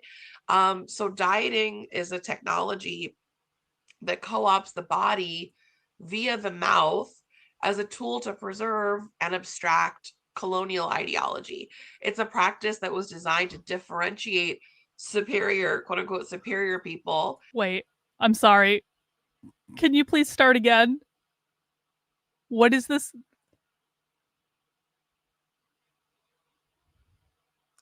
Again. Oh, good. But anyway, I just wrote a piece kind of in conversation with that book, as well as a few other ideas, called Dieting as a Racial and Colonial Technology of Forgetting. Dieting as a racial and colonial technology of forgetting. Okay, continue. Where I kind of write, I'm just going to read a little section from it. So dieting is a technology that co-opts the body via the mouth as a tool to preserve and abstract colonial ideology. It's a practice. Wait, I'm sorry. Again? It's a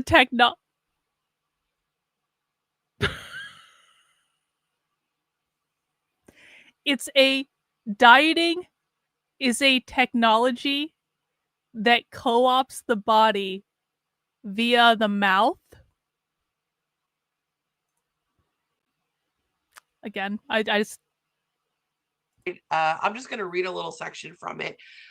So dieting is a technology that co-opts the body via the mouth as a tool to preserve and abstract colonial ideology.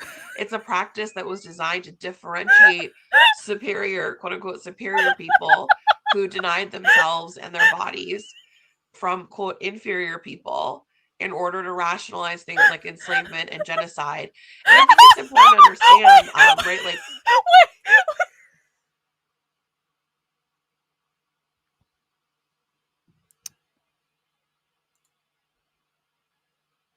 rationalize things like enslavement and genocide. Dieting is a technology that co-opts the body via the mouth in order to rationalize things like enslavement and genocide.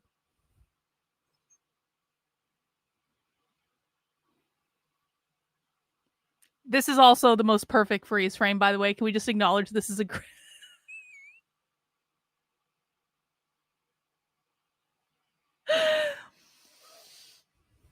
I'm sorry. I need to hear that again. Again, please, Fergie. So dieting is a technology that co-opts the body via the mouth as a tool to preserve and abstract colonial ideology. It's a practice that was designed to differentiate superior, quote unquote, superior people who denied themselves and their bodies from, quote, inferior people in order to rationalize things like enslavement and genocide. And I think it's important to understand, right, like the people who created notions that dieting or food restriction was morally, significant and superior.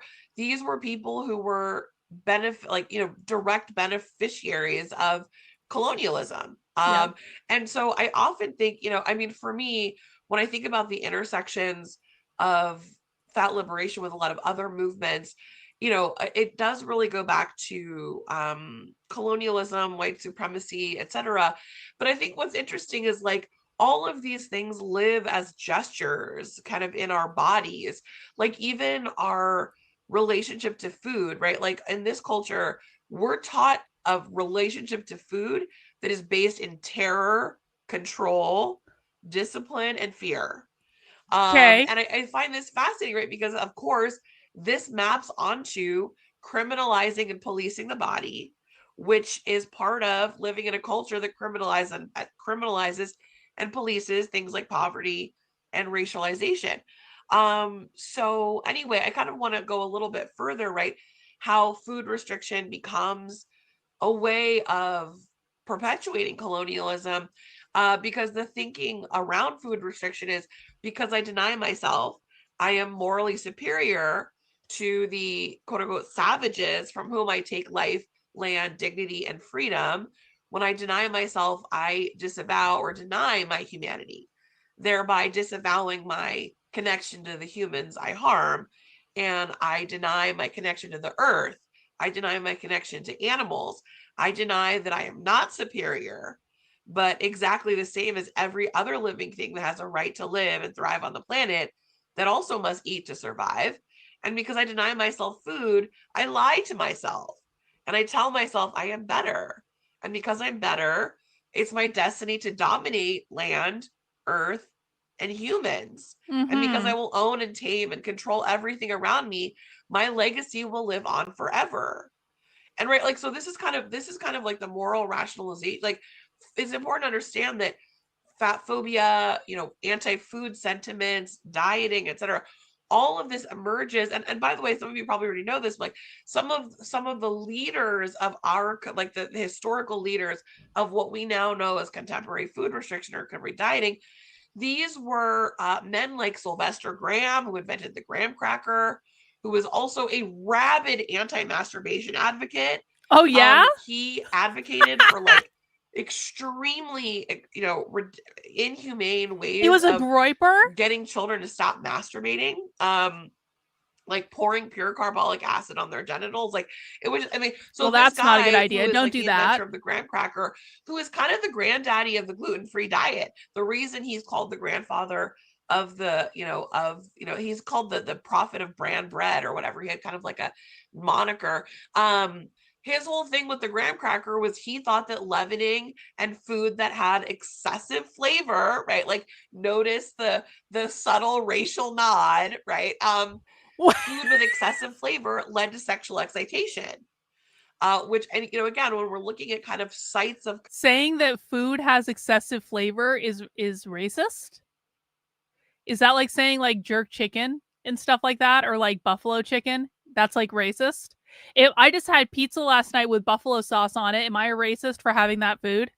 I make this great keto snack now where I basically just take a pile of cheese and I put it on a pan on a piece of parchment paper, and then I put a whole bunch of jalapenos on top of that cheese, and then I put some bacon bits on top of that cheese, and then I bake it in the oven for like 15 minutes, and the cheese gets all crispy on the bottom like a cracker, but it's still nice and cheesy, and then it has jalapenos and bacon. It's totally keto. There's not a single carb in that thing. But it's very spicy because it's got a lot of jalapenos. Am I racist for making that? If I put buffalo sauce on it in addition, would I be extra racist? Control, the food the mouth and the genitals are our natural body's ways of interacting and creating cycles of interdependence. These are points of entry. And so the state, must control these sites in order to kind of maintain all this like horrible alienation and garbage, right? But anyway, so Sylvester Graham is like the granddaddy of the gluten-free diet, who believes like yeast leads to sexual excitation, which fundamentally leads to immorality. John Kellogg, who invented the Kellogg's cornflakes, was another huge, what we would call, basically, these were like the Gwyneth Paltrows of their day. They were like men who had money and influence, and they were able to spread their ideas as pseudoscientific, as quackery as they were, as quackish as they were, and they were trendy, right? People loved going like John Kellogg had like a sanitarium, like a health spa where people would come. Anyway, all that to say, right? Why, when I started learning about these men, also, right, John Kellogg was also an anti-sex advocate. Jane, this is a really good point. What color is the cheese that I use? It's white, sharp cheese. So you're right. It is racist because the cheese I use is white. So you're right. Dang, I'm a racist and an anti-Semite all in one day. He never consummated his marriage. So why are all these people who actually are historically better known for their role and their like weird ideas about sex and sexuality, why are they also in the history of dieting, right? And it's because the whole idea of controlling the body, sources of pleasure, areas where there's potential for connection, interdependence, right? These need to be vilified and controlled. And this and why? Because through that we can justify violence. If we're superior, if we're morally superior, we deserve to live forever. We deserve to take whatever we want. And so I don't want to talk forever and ever, but I just kind of want to end by saying, right, some of these very things that I was just talking about, they exist now in the gesture of food restriction and dieting. Some of the very things that people who are on diets are striving for are the same: moral and physical superiority, distance from the part of us that connects us to the planet and each other. I have a thought that has nothing to do with this presentation, but I just want to put it out there before I forget. We're going to be watching The Century of Self on Friday because we were watching some Freudian stuff earlier this week. We were watching that guy talk about like Freud and psychoanalysis. What did we watch yesterday that was Freudian? What the fuck did we watch yesterday? What did we watch yesterday? Oh, Queer Desire. Queer Desire, they were also talking about Freudian stuff. So anyway, I want to rewatch The Century of Self because when I watched it, I didn't even finish it. And, that was a little traumatic for me because I was watching it with someone who was trying to antagonize me and wasn't being his best self. And so I don't really remember The Century of the Self, but I think it's relevant to some of the stuff we've been watching. Anyway, the question I have is, while we're watching this Fat Studies presentation, can you guys go on a mission to try to find some video that connects queer theory with Freud? I specifically want something that talks about Freud's contributions to queer theory or something like that, because leading into the Century of the Self is like very Freudian. And it talks a lot about Freud and the influence of Freud and all that stuff. As we know, socialists, queer Marxists, this is also a perfect freeze frame, by the way. Socialists and queer Marxists especially love Freud. And so I want to try to find some video about queer theory and Freud and how all these things go together. Why do queer Marxists like Freud? Like, why is this a thing? I don't know. But if anyone can find anything like that, please let me know. You can put it in the chat. You can DM me on Twitter, all that good stuff. I would really like to find a video like that. So if you guys are looking for something to do and look for, you can find that. Naruto, thank you for the super chat. Keep an eye on Nebraska in the coming weeks. My governor just signed a bill into law saying men can't play in women's sports leagues. He's got balls for signing this in June. Might see protests pop up. We'll see, Naruto. Thank you for the super chat. And we will definitely keep an eye on what is going on in Nebraska. Yeah. Okay. Queer theory engages with Freud's psychoanalytic theories to challenge conventional understandings of sexuality, gender, and self. Okay. Can we find that in the form of a video that we can maybe watch tomorrow to prepare for Century of the Self? We'll do that instead of counter. Did you already find something? Thank you. Appreciate it. Find more. Thank you. And also, frankly, the quest for eternal life. So, you know, as even though it's been over 100 years since kind of the emergence of our current iteration of diet culture, these ideas still exist, right? And they're more abstracted, and people don't even necessarily realize. But it doesn't mean the gesture isn't understood in the body. Like, even if you don't know that dieting is colonialism, your body knows. Dieting is colonialism. Even if you don't know that dieting is colonialism, your body knows. Hang on, I need to take a screenshot of that. I need to take a screenshot. Thank you, Virgie. Okay, so Reagan has a very important announcement, breaking news.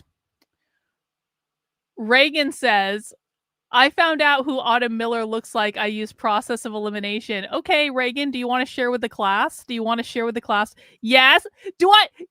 Reagan, obviously we want to see her.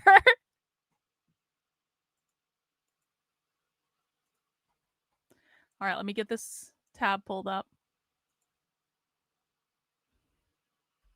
I am dying to know what she looks like.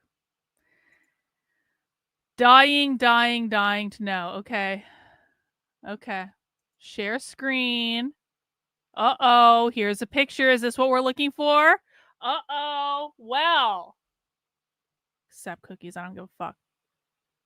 I'm going to guess this is her. The one in the middle, right? The blue shirt. This is her. She's not as big as I thought she'd be.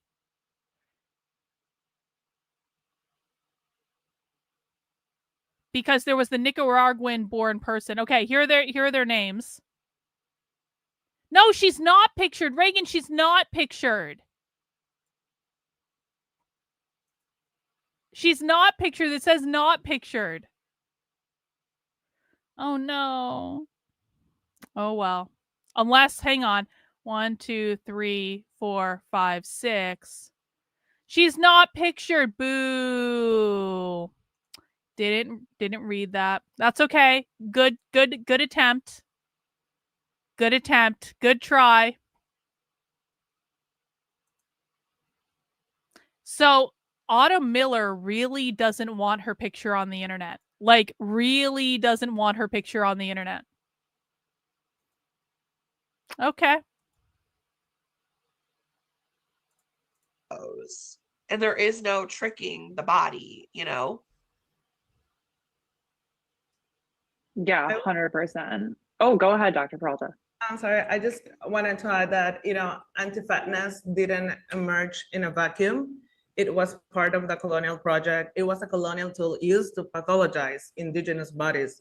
When European colonizers encountered bodies that were larger, fed differently, or moved differently, they labeled them as excessive, undisciplined, and inferior. Fatness became a marker of the uncivilized, something to be controlled or erased. And that logic didn't disappear. Wait. It persists today through global health policies. Fatness became a marker of the uncivilized. What does that sound like? Fatness became a marker of the uncivilized. Where have we heard something like that before? Could that be Against the Gender Nightmare, where they were talking about civilization? Civilization meaning capitalism. Anti-civilization meaning anti-capitalism. Yeah. Uncivilized is queer. Uncivilized is anti-capitalism. Western medical models and development programs that treat fatness in the global South or Latin America as a crisis without ever asking whose standards were enforcing. Well, so Badass, hang on. Badass, is my friend getting his mind blown yet? Well, I think that he really likes fighting with me. And so he's going to take the oppositional stance, even if it means agreeing with the fat studies people, just because he's being contrarian, because he shows his love by fighting with you. like the boy on the playground who picks on the girl because he likes her. It's one of those sorts of things. And so, is he getting his mind blown? If he is, he will never admit it because then he couldn't fight with me anymore. For whose bodies we're punishing. I mean, look at the BMI. It was developed in 19th century Europe using data from white male bodies, but it's now treated as a universal measure of health across Latin America. And our public health systems adopted without questioning its origins or cultural relevance.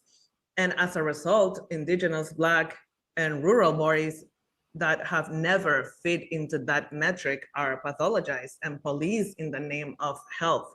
So if we are serious about fat liberation, we have to be anti-imperialist. We have to reject tools like the BMI, not just because they are flawed, and that's proven, but because they carry the violence of that colonial logic. So Richie asks, what is the fixation on colonization? Colonization and colonialism are two different references to capitalism. Essentially, they mean explicitly, they mean explicitly taking indigenous land and privatizing it under the oppressive force of capitalism. So what the left argues is that the land used to be under the collective caretakership of the indigenous, where no one owned the land and everyone was allowed to use the land. Then the evil capitalists came in and colonized the land. Colonialization is basically a reference to something very similar to it for our purposes. So the capitalists came in and colonized the land under the oppressive force of capitalism. And what they're saying is, in the same way that land was colonized by the evil settler colonists, the body has been colonized by these anti-fatness people who are trying to use diet culture and capitalism to oppress fat people. So when they're using colonization or colonialism, they're referencing the imposition of capitalism on their literal bodies because they're trying, like, capitalism is trying to make them diet and lose weight and all that stuff. No, they're not anti-Semites. No. Only retards think that they're anti-Semites. We aren't retards here. They're not anti-Semites at all. They don't care if people are Jewish. We are not those retarded people who think that if you're not a Zionist, you are an anti-Semite, because that's fucking stupid.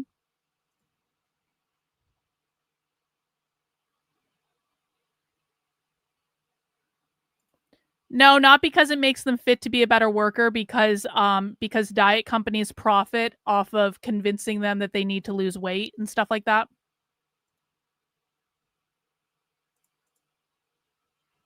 It means we have to unlearn that logic and build health systems rooted in autonomy, not that control that all these Western health systems want us in.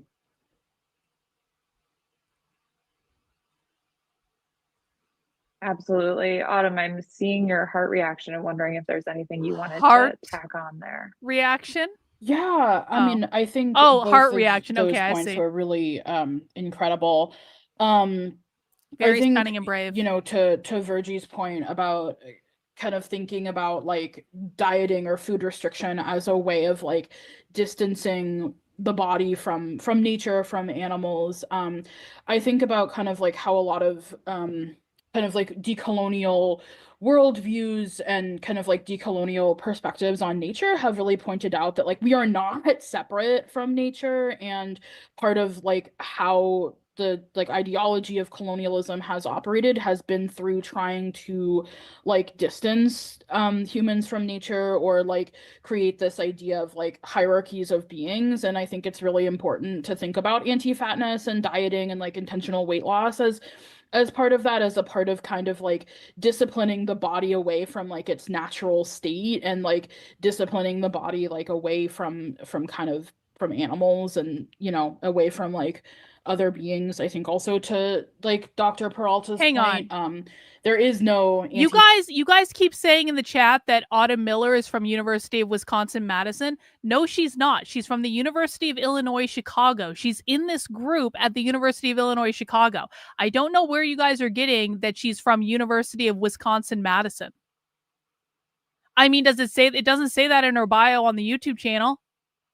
She's listed the website that Reagan gave us. Wait. Oh no, Reagan is right. Never mind. I'm wrong. Reagan is right. You guys are right. I'm wrong. Okay. I thought you sent me the University of Illinois Chicago website. Okay. I'm wrong. I strike that, reverse it. I take it back. Sorry. See, I should never have doubted Reagan in the first place. You guys are right. On the rare occasion that I'm wrong, I will admit it. There is no fat liberation without decolonization and without like imperialism. Wait. I think also about like there is no fat liberation without decolonization. See? Decolonization is a reference to removing the oppressive force of capitalism again. Away from like other beings. I think also to like Dr. Peralta's point, there is no there is no fat liberation without decolonization and without like imperialism. I think also about like I need to do more research on this, but I know that like there's been this in kind of like the moral panic around fatness, there's this like myth of a quote unquote like global obesity epidemic. What? And, like, I mean, that is Are you shitting me? James Lindsay went on The Hill to talk about the woke right. You know what? Let him do it. Let him complain. James looks like a psycho on these shows. I don't know how James thinks this is a good idea. He looks like an absolute psycho on these shows. James goes on these shows and he's like, people were mean to me on the internet, and therefore everyone is a neo-Nazi and everyone worships Hitler now because he has people in his replies on Twitter that he doesn't like. It's like, it's psychotic, but he's not talking about the left anymore, so fuck him. He can make himself look insane all he wants. I don't care. Is unsurprisingly coming from a lot of like Western health quote unquote authorities, and it's being, and from my understanding, that kind of like measure of health is being like imposed on kind of the global South in ways that again kind of continue the legacy of like Western extraction from the global South. Maybe Dr. Peralta can speak more to that or has more knowledge on that, but I think the way, like, I think it's important to think about the concept of like a quote unquote global obesity epidemic and the moral panic around that being used particularly as another way of like reconstituting like the global structure of colonialism and extraction.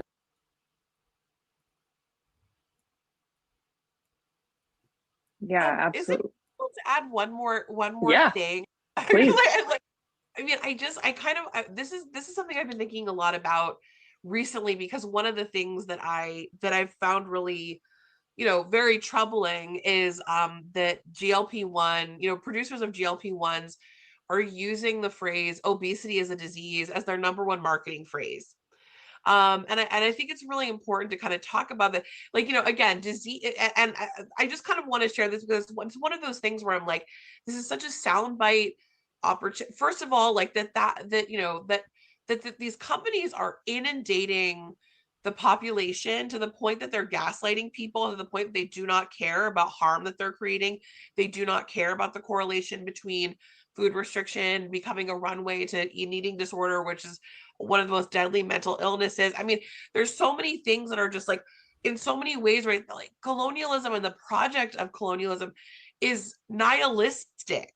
Like, and I think what's interesting is that okay, every time they say colonialism, you have to code switch in your head and you have to think capitalism, because when they say colonialism, they're talking about capitalism. So them just said capitalism is nihilistic. No, they them. Queer Marxism is nihilistic. Literally nihilistic. I can read entire queer manifestos about nihilism. In some ways, right, there's a hierarchy of bodies, certainly, but there it's anti-humanitarian at its very core. And I always think about, like, I think about the very earliest settlers, quote unquote, in the United States were sent literally with the expectation that they would die and become compost so that the earth would be arable for farming. So I just kind of want to, like, I mean, I think there's like something just so bone chilling about that, you know. But anyway, I wanted to share, like, I wrote this piece, and it was about how we need to stop letting the phrase obesity is disease scare us or affect how we decide whether we want to be involved with this kind of medication. And I kind of wanted to highlight a few things, and it's connected to intersectionality, right? So first of all, like, the American Medical Association. Nope. Hang on. This is not correct. This is not what they believe. This is what we call a bullshit conservative talking point, because it is unhinged from what the left actually says, and it only comes from conservatives who believe this. Commies need to expunge God because he was in competition with the state as the ultimate authority. No, wrong. We have socialists on tape saying that they don't actually care if people are religious. As long as people don't get in their way and don't cause problems for them, they don't care that people are religious. They believe that people use religion as a coping mechanism. Well, you got it from conservatives, so now is your time. You've been mouthing off in the chat, and you've been saying a lot of unhinged shit, and so now the time is that you are going to shut your mouth and listen. We are starting a new thing on this channel. You may not have been here, where if you get a lot of shit wrong, eventually I'm going to tell you you're fucking wrong. And when I tell you you're fucking wrong, your job is to shut your mouth and listen and learn. And if you can't do that, you're not going to be here. So now going back to this point, which is a bullshit conservative talking point, you got this from conservatives. You might not know where you got it from, but you still got it from conservatives, and it is not accurate. And now you're going to be quiet, and you're going to listen to the accurate explanation according to the left. The left believes that people use religion as a coping mechanism to deal with capitalism. We have them on video saying this. They believe people need religion as a coping mechanism because of all the problems that capitalism has caused. They also believe that once they overthrow capitalism and institute a Marxist utopia, that religion will naturally fade away because people will no longer need it as a coping mechanism for capitalism. I have the Seattle Revolutionary Socialists on video saying that almost verbatim. They did an entire presentation on it. So don't come in here and shill conservative bullshit talking points and then pretend that I don't know what the fuck I'm talking about. I know exactly where this talking point comes from. I also know where the no one wants to listen to you talk right now. I don't give a fuck about your lived experience. Your job is to I'm deep in learning. Okay, well then you're now going to get put in a timeout because I don't want to hear from you anymore. You're put in a 5-minute timeout. You can shut your mouth and sit in the back of the class for that 5 minutes. And if you come back and whine in my chat after that 5 minutes, I'm going to put you in a timeout for 24 hours. If you continue to whine in my chat another day, I will permanently ban you from the channel. You are not the teacher in this class. I am the queen fascist bitch of my YouTube channel. There is a hierarchy and I'm on top and you are not. Classified obesity, quote unquote, obesity as a disease. This decision went against the literature review. It went against the data. It went against the advice of its own public health and science committee. And it sparked a lot of discussion and discontent in the healthcare community to begin with. And I kind of want to say, right, like every marginalized, like literally, if you are not a wealthy, able-bodied, like white cisgender man, your existence has been and will be medicalized. So literally every single marginalized group throughout history has been medicalized, pathologized, considered diseased before activists in those communities agitated to have their identities demedicalized. And I kind of want to share some quick examples. Like for women, it was the medical classification of hysteria, which, you know, had to be quote unquote treated by doctors. What were the symptoms of hysteria? Reactions to stigma. They were listlessness, bouts of rage, you know, a sense of like, you know, irritation, irritability, right? When we're looking at the history of queer people, the psychiatric classification of quote unquote homosexuality was developed. And the treatment for homosexual, quote unquote, homosexuality was, electroshock therapy, also very cruel and anti-humanitarian. For BIPOC, it was the creation of the study of phrenology, assessing the size of people's skull in order to prove, quote unquote, that non-white people were measurably,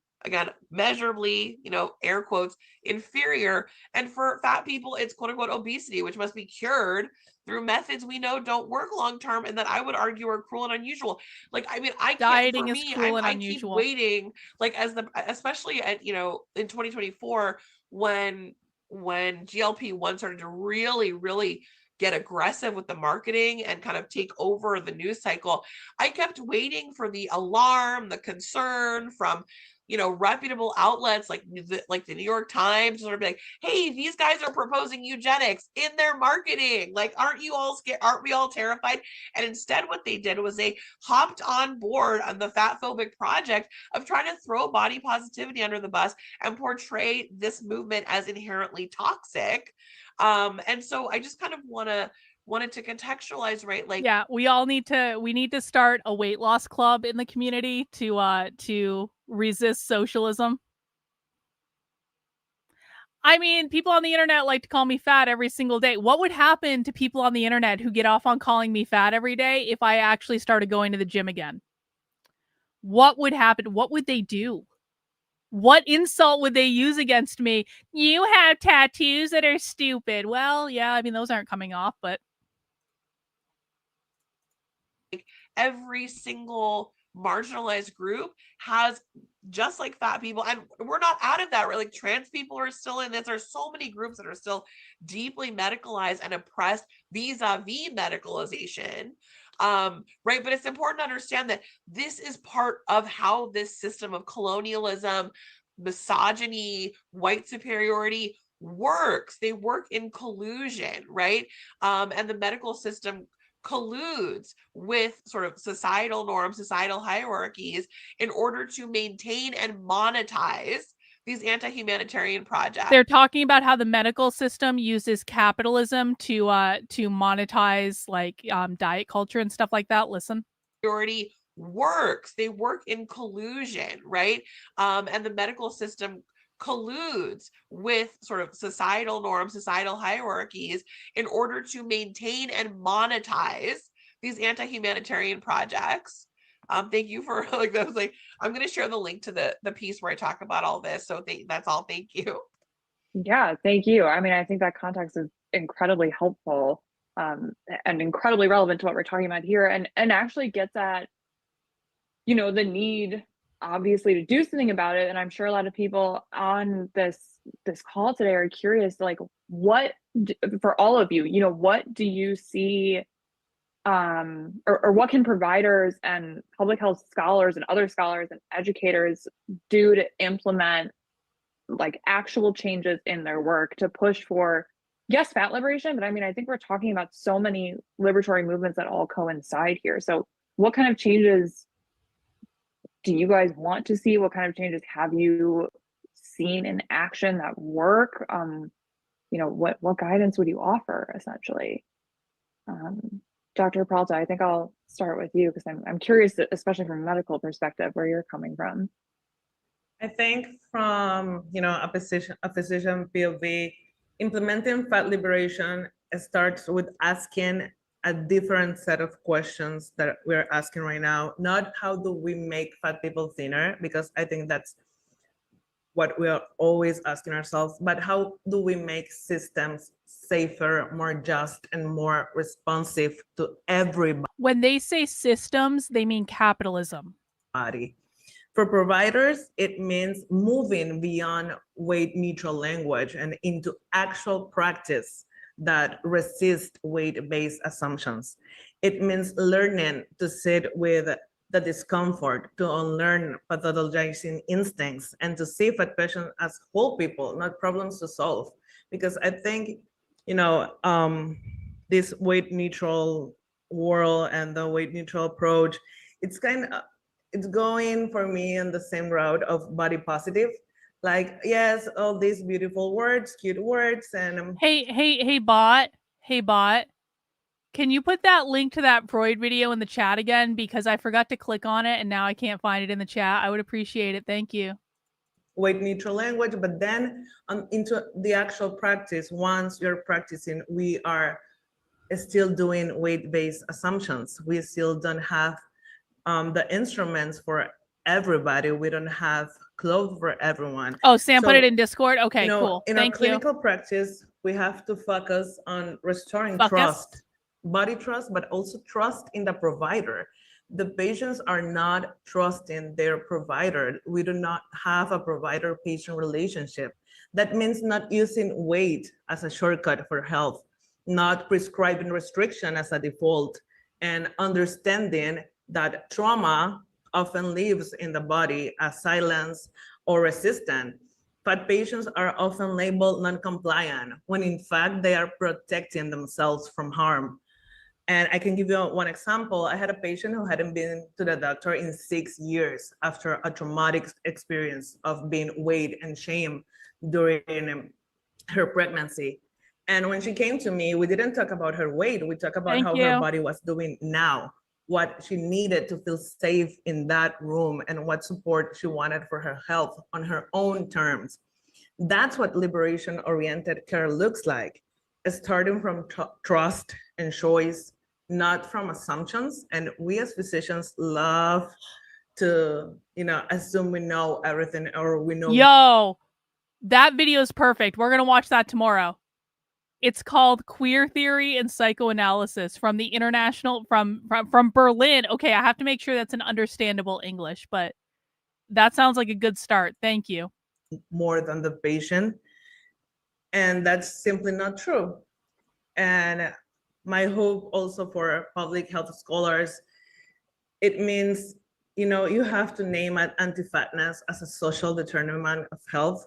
Right now, fat people, we are studied, surveilled, blame, but rarely center or protected. We need research that starts from fat people realities, not from fantasies of prevention.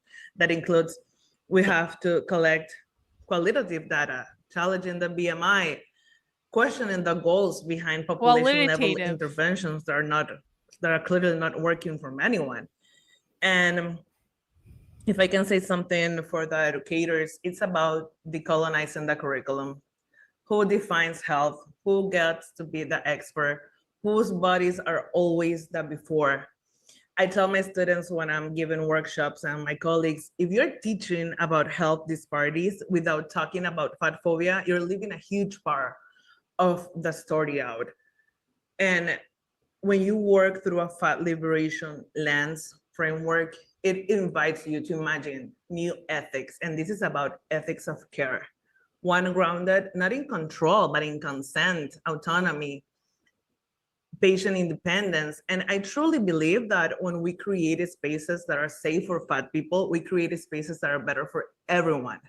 And this is not about making people more body positive or about changing language alone. This is structural, this is systemic. We have to ask who benefits from keeping fat people afraid, ashamed, and constantly trying to change themselves.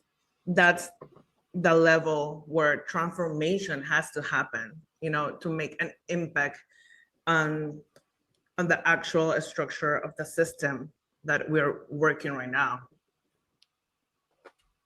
Sorry if I went like. No, no need to apologize at all. That was 100% just to retweet everything you said, to be honest. Autumn, I want to give you over to you. I saw you move your hands. Do you want to go next? And then we could, okay. Autumn, I want to give you the chance to answer the same question.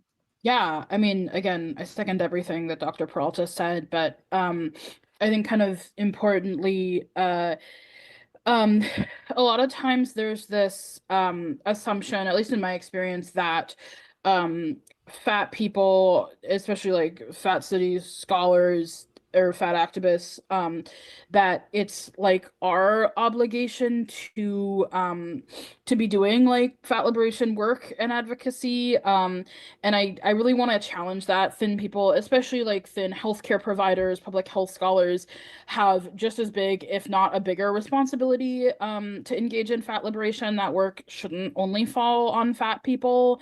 I They need think allies. They need kind good of importantly, allies. it's really necessary not to be able to like oppose kind of authoritative figures or like institutions that are espousing weight loss or anti-fat discourse, like my comrades in RPH are already doing. And obviously do that strategically, but I think it's really important to like have that. What is RPH? Autumn just said RPH. Actually, does RPH also exist at the University of Wisconsin? Because I thought Autumn went to the University of Illinois, which is the school that put on this presentation. But Autumn goes to the University of Wisconsin. So is there a separate RPH chapter at the University of Wisconsin?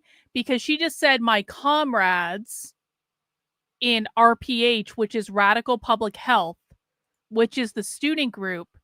Is this like a nationalized thing that's not just the University of Illinois? Because if this is like a national thing that's not just the University of Illinois, we may just have found the golden rabbit hole of fat studies that I've been looking for a long, long time. Because like I said, it's like next to impossible to find good fat studies presentations. But if we can find some on a college campus where they have it on their website, they have some random YouTube channel with like 3 subscribers on it, but they've got all their crazy fat study shit on it. She's also confirming, by the way, that it is a radical leftist organization by calling them comrades. And obviously do that strategically, but I think it's really important to like have that kind of awareness. I think kind of similarly, like kind of to Dr. Peralta's point, when health providers think about what it means to be like maximizing health, we need to reframe health not as this like one kind of target that we hit, but as this very kind of like amorphous concept that looks really different for everyone. Kind of in that way, I think that like people on the fattest end of the spectrum experience some of the worst kind of like cruelty, weight bias, and like access barriers. Hang on. There's a different RPH. Check this out. At the University of Wisconsin School of Medicine, Reproductive and Population Health. What is this? Why did you send this? The reason I pulled this up is this person looks queer. But there's nothing on this. This is not the RP, guys. Okay. Everyone stop. I know that people like to research things. I know that people like to find links. We're having a bit too many times in the chat today where people are sending stuff without actually looking at it. When I said RPH, I did not mean reproductive and population health, although that could end up being interesting. I meant radical public health, as in the YouTube channel that we are on. When Autumn was saying radical public health, she was referencing the student group Radical Public Health. No, it's not. It's a completely different thing that just happens to have the same acronym. So no, it's not Autumn stuff. We've got it. You guys, please, I have begged you to do this before when you're sending me stuff. Please don't just go in for the credit of sending me a link. Please take the time to look at what you're sending and ask, is this really what we're looking for? Because you don't earn points from me for sending me a link that's completely wrong in the middle of a stream, especially. You will earn points if you take a couple extra moments to verify that it's the correct link before you send it. They should be centered and affirmed the most in like weight inclusive healthcare.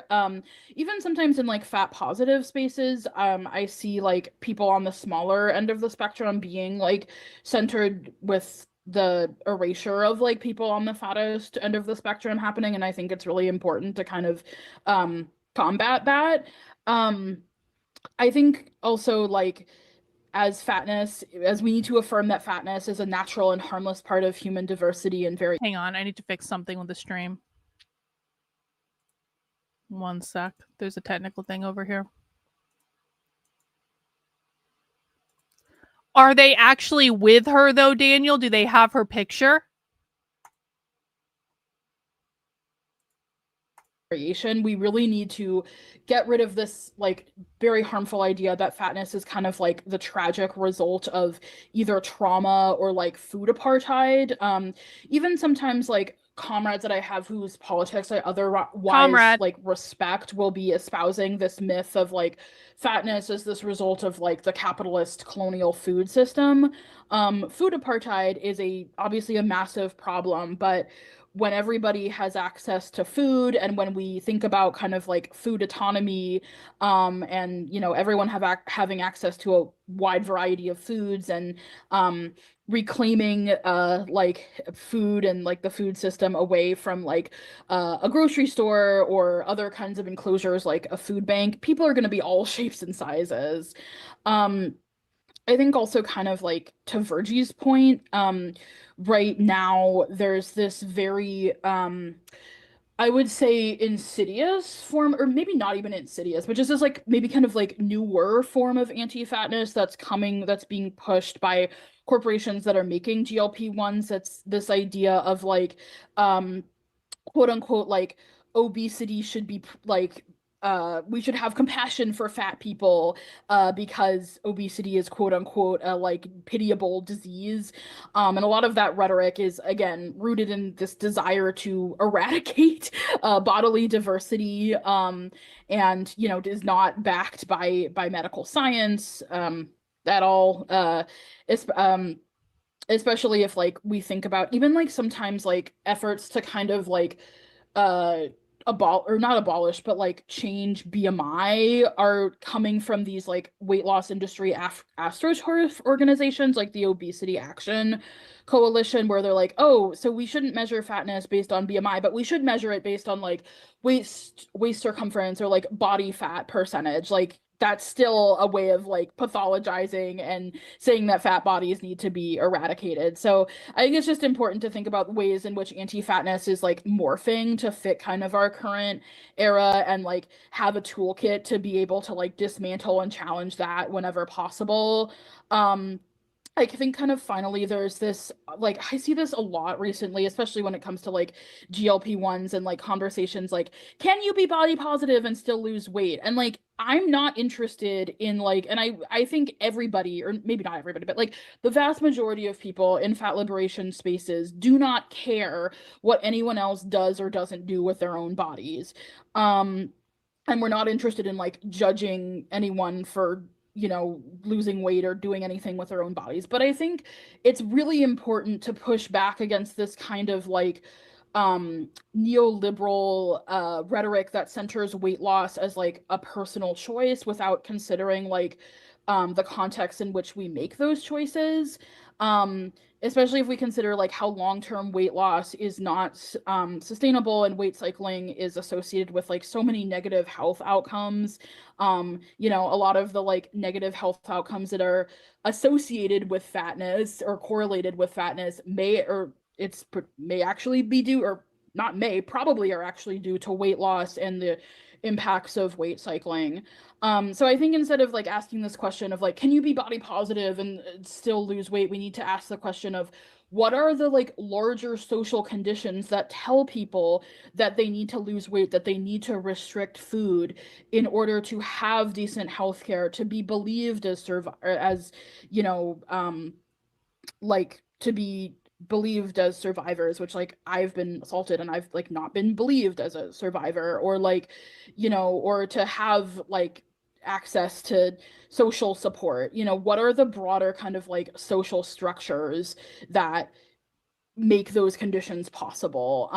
So I think, I don't know, I think that's something that is really important right now for providers, because sometimes I hear providers asking like, well, what do I do if a patient tells me that they want to lose weight? And I mean, I think we can affirm that that's a valid and understandable desire, but I think if you're a medical provider, you have an obligation to tell a patient like, you know, you can do whatever you want with your body and I'm not going to judge you, but also the medical evidence shows that long-term weight loss is not sustainable. Wait, what? What?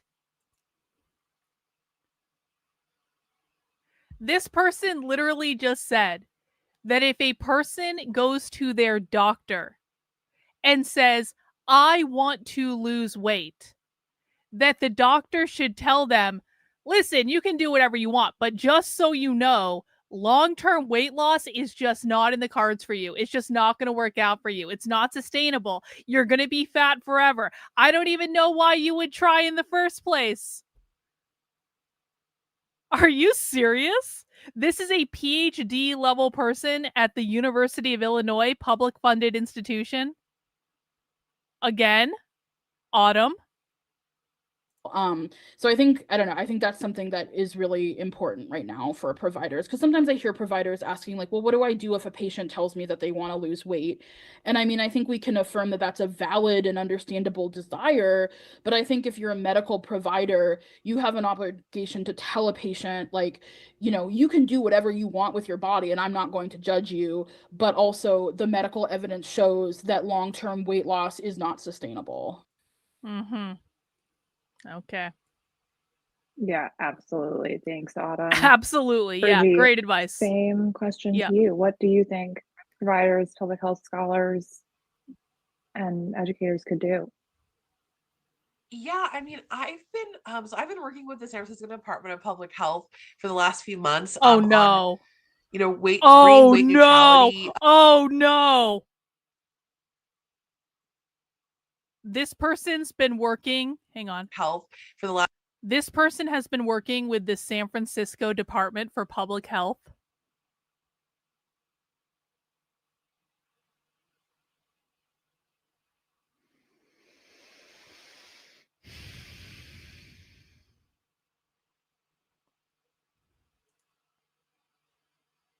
Let's see what Nick says. F you, I did healthy long form diet for my health. Nick lost a ton of weight. And he looks great. And he did it the right way, not stupid crash dieting. Okay, let's find out what they're doing in the San Francisco Department of Public Health. Last few months on, you know, bringing weight neutrality to some of their education programs. And it's like, and I think it's really helped me understand sort of the struggle of public health being embedded in that environment. I think kind of like my top level notes are like, you know, you're allowed to take a stand, figure out your values and stand by them. And if, you know, if like universal humanitarianism, if body weight neutrality, they're not only values, they're evidence-backed, you know, stances, right? It's okay to figure out what your values are and stand by them. The next thing is you need to tell your stakeholders what your values are. So, and figure out how you're going to do that. Is it going to be through meetings? Is it going to be on your website? Like one of the things that when we got to this question, when with the team, one of the people on the team decided one of the ways she wanted to do it was she wanted to design all these cool posters that literally she put all over her office. So if you come into her office, you are absolutely going to see a sign that says, you know, health outcomes improve whenever there's less stigma. There's going to be weight neutral messaging and body positive messaging when you enter her office. So like that's how she's advertising. And that's very authentic to who she is. And she loves like bright colors. And so that's like, it's very genuine to who she is. And I often encourage people like, find your voice and find your footing. If you're someone who like loves to make cute posters, make cute posters. Like if you're someone who loves to have hard political conversations, have those conversations. If you are the best at writing an email that really conveys meaningful information really well, do that. And then I think finally, like in terms of like the top level notes, you don't have to be perfect. You don't have to be an expert. You don't have to be at the level where you're doing like media hardball training. I think a lot of people think because there's so much vitriolic anti-fat attitudes that in order to combat that, you have to be like offense, defense, like you know, like you don't have to be a professional tennis player in the theoretical sense to be able to take a stand and say all health outcomes improve when stigma decreases. Period. Like if you care about the health of anybody, you're going to be fighting to end the stigma that's absolutely impacting their mental and physical health. So I think like you don't have to be a like, you know, some kind of professional speaker to be able to say that, nor do you have to be a professional speaker to have a value and take a stand, right? So I kind of, those are like my top level notes. In terms of kind of getting into it, I kind of want to build a little bit of scaffolding into that because I want people to know that ending weight stigma has both a very, very strong humanitarian case, but it also has a very strong data and evidentiary case. And I want to say a few things about that. So to begin with, like I said, health outcomes always improve when there's less stigma. For example, we know that we have this research on fat women.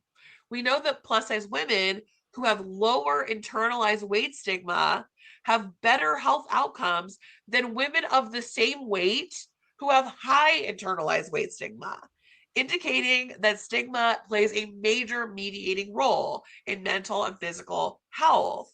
The next thing I kind of want to share, and again, I'm building up kind of the scaffolding is evidentiary because this field is so based on like evidence-based approaches, right? Which I completely understand. So I remember a moment in my own early research where I came upon the finding that I'm going to share with you, and it kind of like blew my mind. I remember sort of like pushing back from my laptop and just being like, I need to think about this for like 2 whole days. And the finding was from a 2020 paper that came out in a journal, and it said the health assumptions rest upon health policies rest upon the assumptions that 1, higher body weight equals poorer health. 2, long-term weight loss is widely achievable. And 3, weight loss results in consistent improvements in physical health. And they go on to say these 3 assumptions underlying the current approach are not supported empirically. And so it's like one of those moments where you're like, these are the table legs of medical fat phobia, and they're not empirical. Right? Like a little bit, like I think what's wild is like when you start to get into the research, because fat phobia is so strong in medicine and culturally, you begin to see how sloppy a lot of the research is. Like there's false equivalencies, there's all kinds of like attribution error, there's all these problems because the fat phobia is so deeply mediating how people are doing research. To continue, I think public health scholars and educators need to understand that I think that, you know, the medical sector and the public health world in general are often looking at the wrong data and looking at data they have incorrectly. So, for example, this is where like kind of attribution error happened, right? We have data that shows that thin people live longer, healthier lives. However, we also have data that shows that trying to turn a fat person into a thin person not only doesn't work, but leads to harm. We also know that stigma, again, is a major mediating factor. Wait, again? I'm sorry. Turning a fat person into a thin person leads to harm? We have data that shows... Again, remember, this person is working with the San Francisco Department for Public Health right now, currently, in our current reality. That thin people live longer, healthier lives. However, we also have data that shows that trying to turn a fat person into a thin person not only doesn't work, but leads to harm. We also know that stigma, again, is a major mediating factor. So it's kind of like saying that we know white people live longer lives than Black people, which is still true today, right? And it's like saying it must be something inherent to being in a racialized body that leads to these outcomes. Of course it's not being in a racialized body. It's because the systems, you know, make being a racialized person extremely difficult in ways that harm affect longitude, like affect lifetime, life expectancy. Also, right, like weight stigma has been correlated with shortened life expectancy. I just have a couple more things that I want to share and then I'll stop. But fundamentally, I think one of the biggest things is our current cultural approach kind of allows us to write this like blank check. A fat phobia gives medicine this blank check where it's like, okay, we started creating diet pills in like in the 1800s. That didn't work. It's been over 100 years. But you know what? Everybody who's been treated like a guinea pig, it's all collateral damage, not a problem, because we're going to find the quote unquote solution to fatness eventually, right? And this kind of blank check writing is extremely morally hazardous. No one gets a blank check. Medicine doesn't get a blank check. Public health doesn't get a blank check. The idea that I think the fact that we're like in this era where fat phobia just is allowed to go unchecked because of Hang on, we got a super chat from Rottweiler. Thank you, Rottweiler. This is not as crazy as fat activists saying doctors saying staying in shape is healthy equals eugenics. Queer activists are fewer but crazier here. Well, yeah, I mean, there's few things that are as crazy as people saying that staying in shape is eugenics, but I guess I agree, but it's still pretty crazy. Eventually, quote unquote, we'll figure out how to eradicate fat people. It leads to all the harm, so much harm to people in larger bodies and beyond. All right, I think I have one last thing. Okay. Oh my God, I have 50,000 things. I'm going to end with this. So weight loss, like the idea of weight loss, which I think is this false equivalency that like, because somebody can be starved and lose weight in the short run, doesn't mean that they can maintain that, right? And the idea that starvation is a totally acceptable option. And finally, kind of bringing back the intersectionality, who's really taking, for example, GLP-1s? We have all these celebrity faces we think of when we think of GLP-1s, but the actual majority user are women of color. So for me, it goes back to, why is our culture so deeply not only comfortable, but excited to celebrate women of color being starved medically? And how is there no... Hang on, I just need to fix something on my end. The stream today is being weird. I need to restart my computer is what actually needs to happen, but we're not going to do that right now. The communities that are supposed to care about this, and not only just like, I think it's every human's job to care about this, but why aren't the communities whose job it is to protect health and to do no harm totally fine with, medically starving people who are marginalized? Anyway, I'm going to end there. No, I think that's actually a wonderful point to end on, because it really speaks to everything all three of you have been saying this whole time. It's like these structural issues. Wait, seriously? Are baked in. And wait. Seriously? Autumn spoke at the Ethics of Care Initiative for the University of Wisconsin's Madison's Center for Research on Gender and Women at the 2023 Bashback Conversion.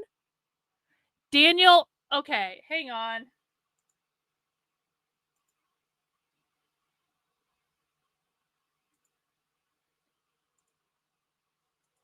Daniel, I just made you a moderator in the chat. Can you please put a link to that? Because that's actually crazy. So, okay, so for people who don't know, so obviously Milwaukee is kind of like the focal point for a lot of like the militant queer Marxist activity that we talked about. Mary Nardini gang was in Milwaukee. Milwaukee had their own bashback group, which is militant queer activism in like the mid 2000s and stuff like that. There was also bashback in Chicago and other areas as well. The reason I bring this up though is that Madison, so I know this from direct experience. Madison, for people who don't know, is not that far away from Milwaukee. It's like a very quick drive from Madison to Milwaukee. And so Autumn is in the vicinity. The Autumn Miller in this presentation is in the vicinity of all that crazy queer activism shit going on in Milwaukee. And she actually spoke at the Bashback Convergence in 2023. That's crazy. That is a crazy coincidence. Well, that's fine. Daniel, literally put the link for whatever the F you're reading. Thank you.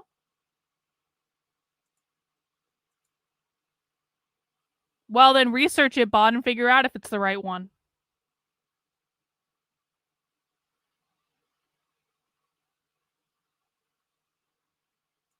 Hang on. Oh, I can't do that. It's in a completely different browser. What the fuck am I doing? Can't even do that. Can't even drag from one browser to the other browser because I have to use a different browser because we're watching a video. Okay, let's see.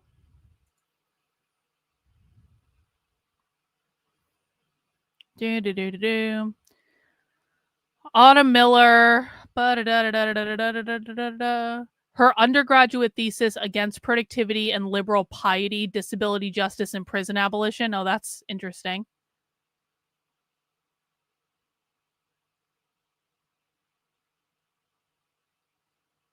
The Western Massachusetts Anti-Capitalism Coalition.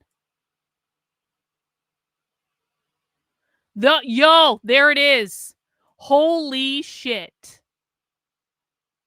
Did I tell you Fat Studies was a subset of Queer Marxism, or did I tell you Fat Studies was a subset of Queer Marxism? The 2023 Bashback Convergence. Autumn Miller is a militant queer Marxist. Like, confirmed. No one speaks of the Bashback Convergence that is not a militant queer Marxist. Wow. That's a crazy coincidence. To the point where people aren't even realizing that there are structural problems, or that people aren't even realizing, oh, this is actually impacting women of color, people of color more than anyone else, because we're almost blind to it at this point. So I think that's a great concluding point. Thank you all so much. I do want to lift up a couple of the questions we had in the chat throughout for all of you, and I'll drop them in the chat as we go along. So the first one here is, in Latin America, I see a lot of thin, white, or ex-fat people in the spotlight as, quote, fat liberation activists. I struggle with it as I see it similar to white feminism, very performative and not inclusive. What are your thoughts? I can't wait to hear the answers to this, but I just want to thank you, Daniel. Daniel does research for us, and then he sends me money. Thank you, Daniel, for the super sticker. Well done, you. I'm wondering if anyone... Yeah, Dr. Peralta. Thank you for naming this, because it's not just something I've noticed, it's something that cuts deep.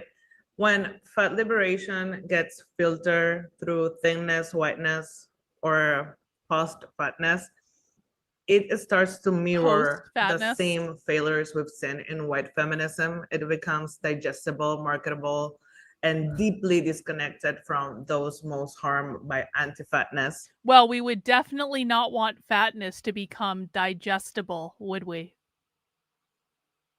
Wah, wah. It centers visibility over justice, branding over redistribution. In Latin America, this isn't just a coincidence, it's the result of larger systems, colonialism, colorism, classism, and Eurocentric beauty ideals. The people who get visibility in fat activism spaces often already have access to safety, to whiteness, to thin adjacent bodies. And thin that matters adjacent because bodies. It's not just about who's speaking, it's about who is believed, who is resourced, and who is protected when they speak up. Meanwhile, we have fat, Black, Indigenous, brown, trans, and disabled people, especially those who remain fat, are still being silenced, surveilled, or forced. Silence is violence. Respectability just to survive. This movement didn't begin in comfort. It was born from discomfort, from grief, rage, and refusal. So when liberation gets rebranded into self-love slogans, influencer aesthetics, or these corporate campaigns, we have to ask liberation for who? And that's so important in Latin America, because your discomfort is not a destruction, it's data. It's an invitation to dig deeper, to build movements that are accountable to the most marginalized, to remember that fat liberation isn't just about feeling better in our bodies, it's about dismantling these systems that told us our bodies were run in the first place. And I think that's one of the hardest works right now in Latin America. And you can see it all over social media. And we're only gonna move forward if we're willing to confront not just fat phobia, but the whiteness and classism and colonial logic embedded in how we fight it. And sometimes I think that because we are in Latin America, we think we don't have to fight that whiteness or that classism, and it sometimes gets lost and in the message that we're trying to get out there. Autumn, I see your hand up. Do you have Yeah. a question? Please go for it.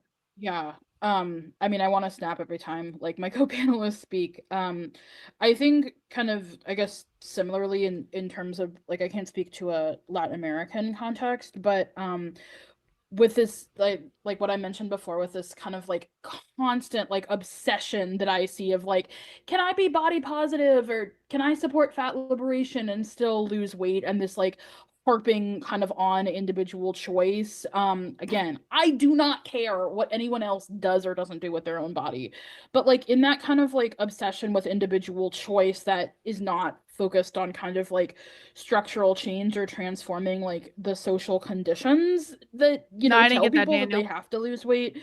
I feel like I also kind of see the erasure of like larger fat people or people on like the fattest end of the spectrum who, you know, like have no interest in weight loss or have no interest in like normatively like performing, you know, health. And so it's like, why is the choice of like, you know, smaller fat or like thin white people, like why is that being centered? And I think that just again speaks to kind of like the faultiness and the flimsiness of like the individual choice framework.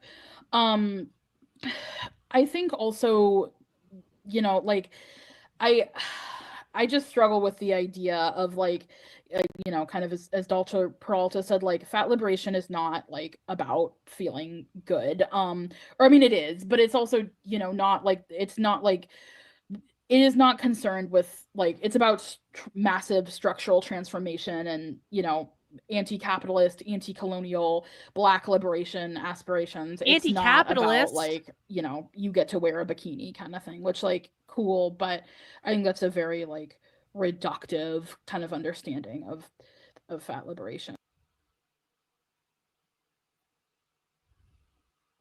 Amazing. Thank you both so much. We have another question from the chat that says, and I'll put it through the chat here. There's a lot of pushback in public health and medicine that BMI should still be used, despite, as we've mentioned here, the fact that it's a flawed metric, because it's the way to collect data on a component that they see as importantly tied to health. What non-weight focused metrics would you recommend folks use or advocate for if there's a need to collect data to inform health?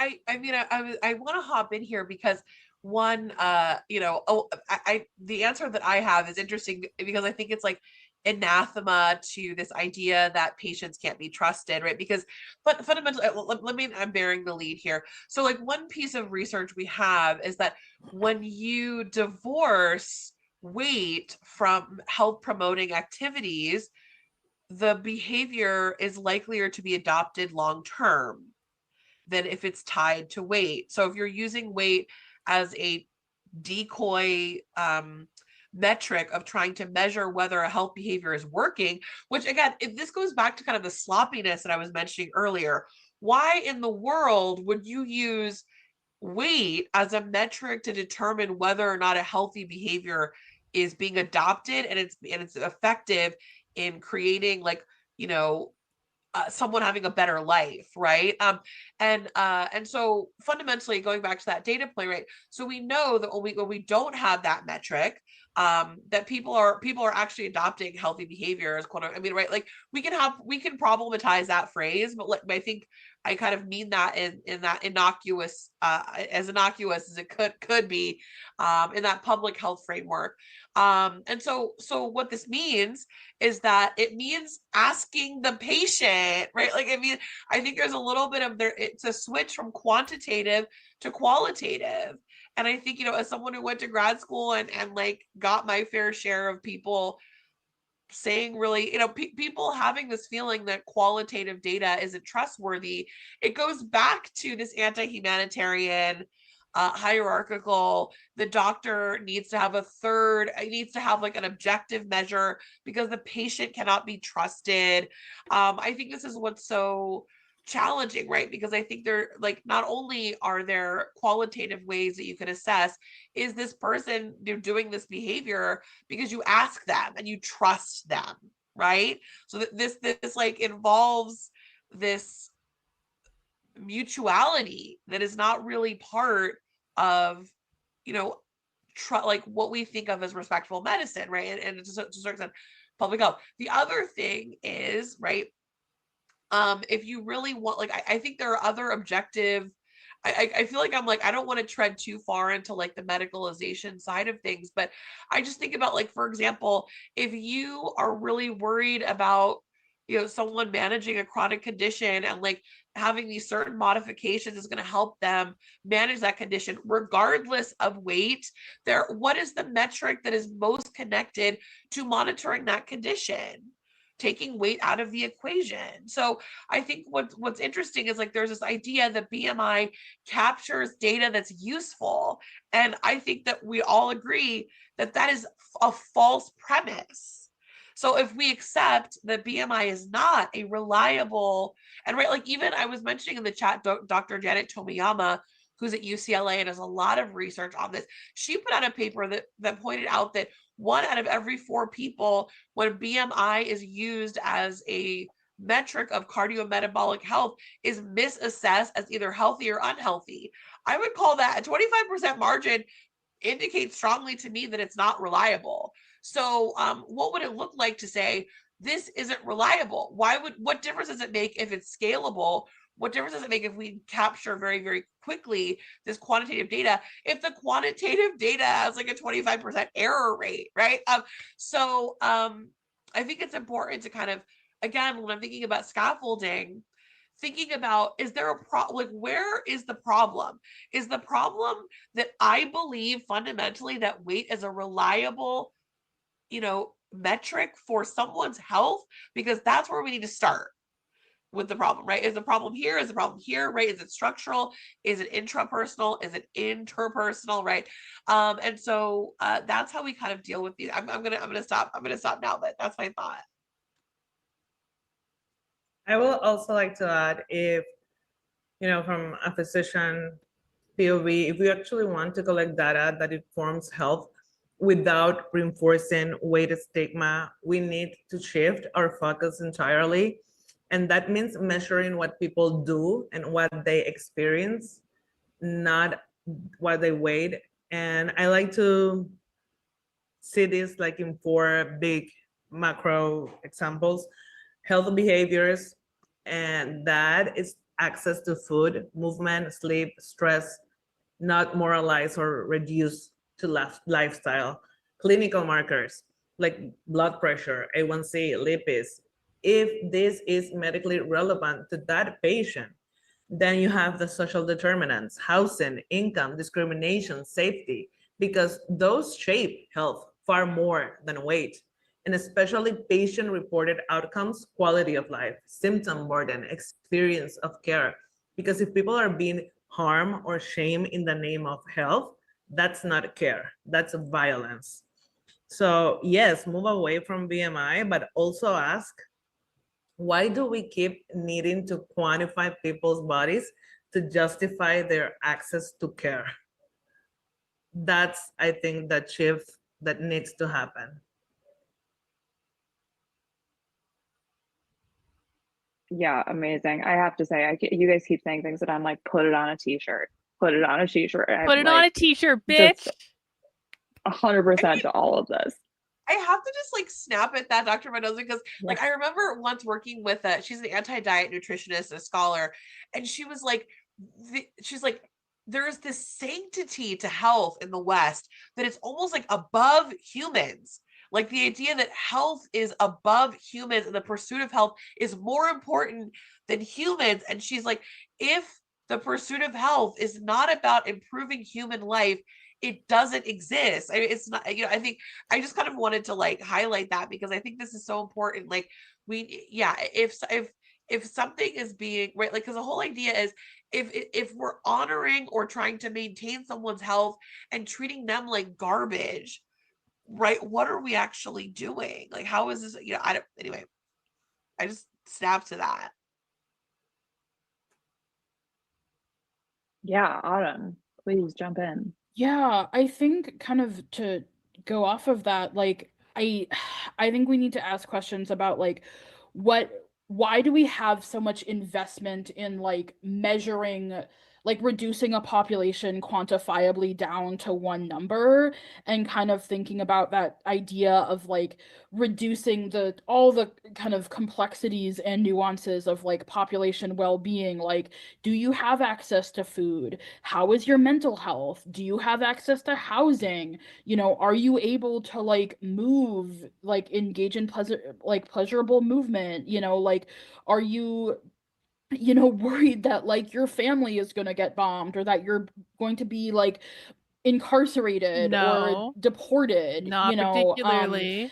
I think also like, and I I how do I say this? I don't mean to be completely like casting dispersions on, I guess, like quantitative research methods, because in the case of patients, like I think there are like, or in the case of like healthcare providers, I think there are so many quantitative ways, like, or quantitative, I guess, measurements that are not weight or are not like body size focused, like blood pressure, A1C, other kind of like lab results, or like X, or like if someone breaks their ankle, like there are so many different um like results or like ways to measure that are not weight.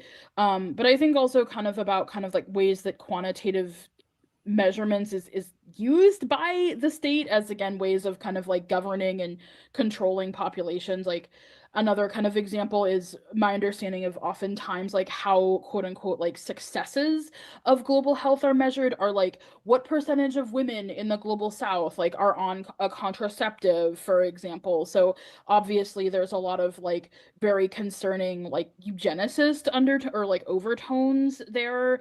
And that's not to say that it's impossible to do like feminist or fat liberation aligned quantitative research, but again, I think we need to think a little bit critically about like what is gained from trying to like reduce population health down to one quantifiable number, and can that even be reduced to one quantifiable number, especially if we think about health and well-being as this like incredibly amorphous gooey concept. And also like there are so many people who may not be able to like prioritize their health, and like why do we see that as kind of the ultimate goal, especially if we think about kind of like a disability justice lens, and how there are so many people of all sizes who have disabilities and chronic illnesses who will never be quote unquote healthy by normative standards.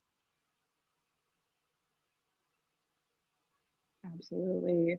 I don't think we quite have time for another question, but thank you Boo. all so much. We do Thank have a you. couple just quick wrap out, close out things.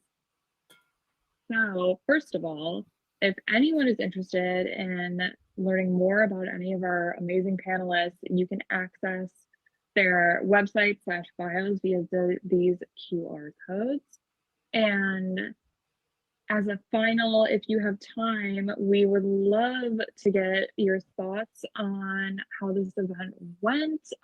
It just helps us kind of keep track on what folks are interested in and what they might be interested in down the road.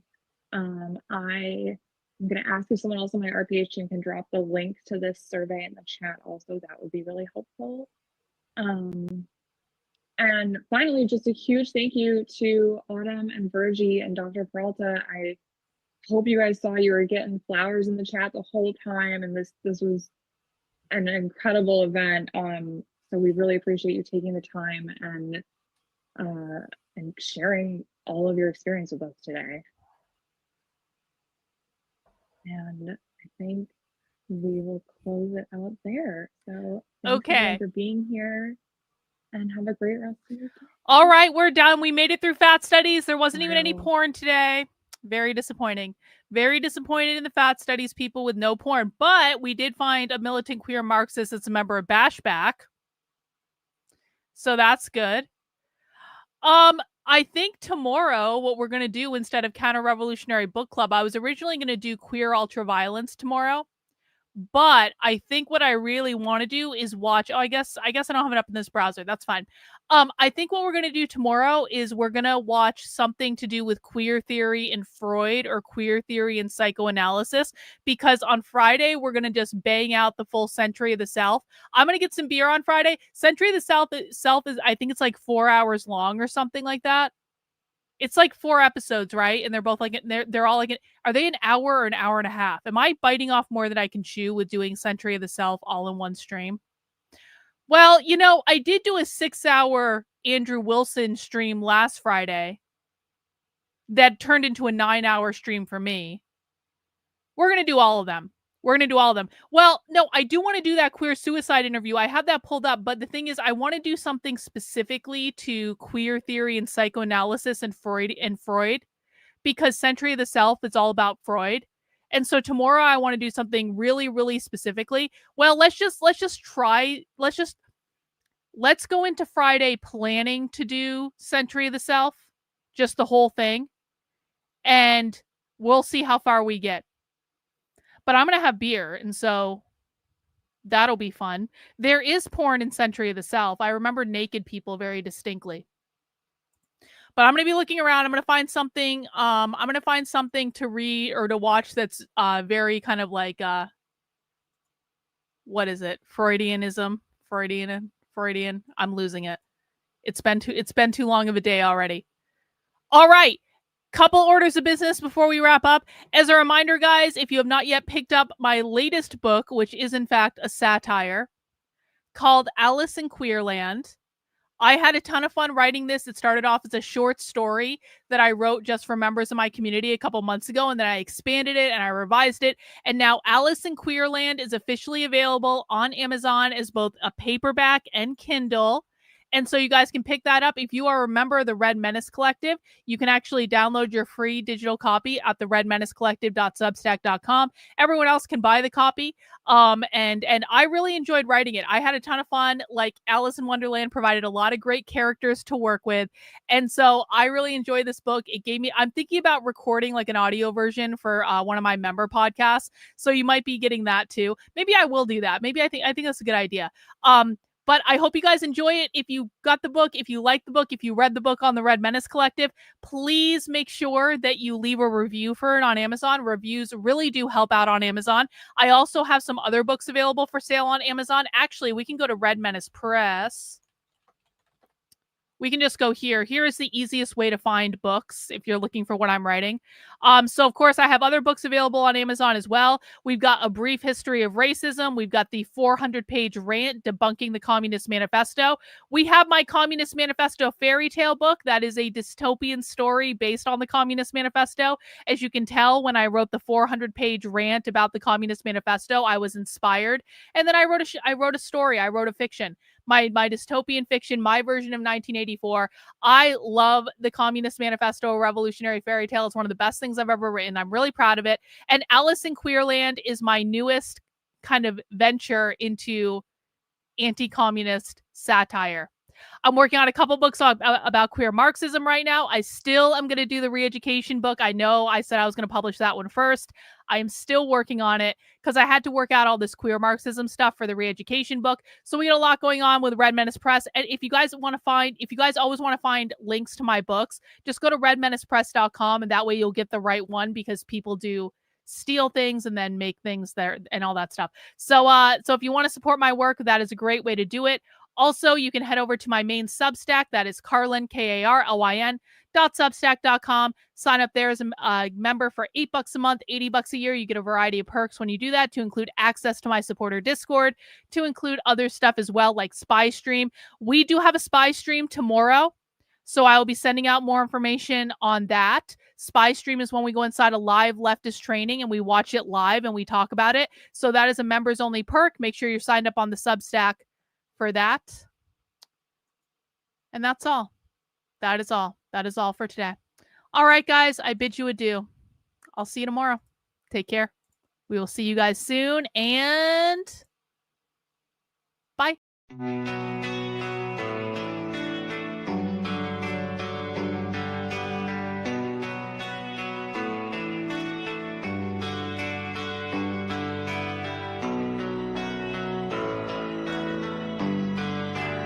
How are you feeling?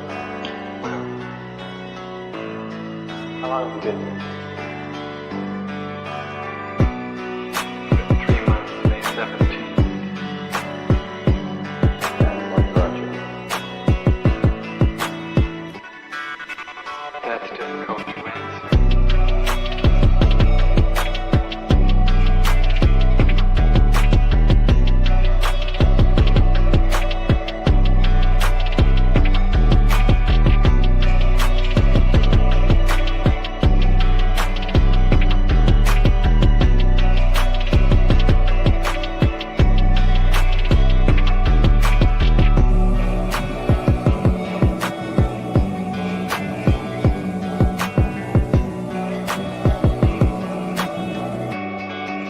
Would you give me some idea?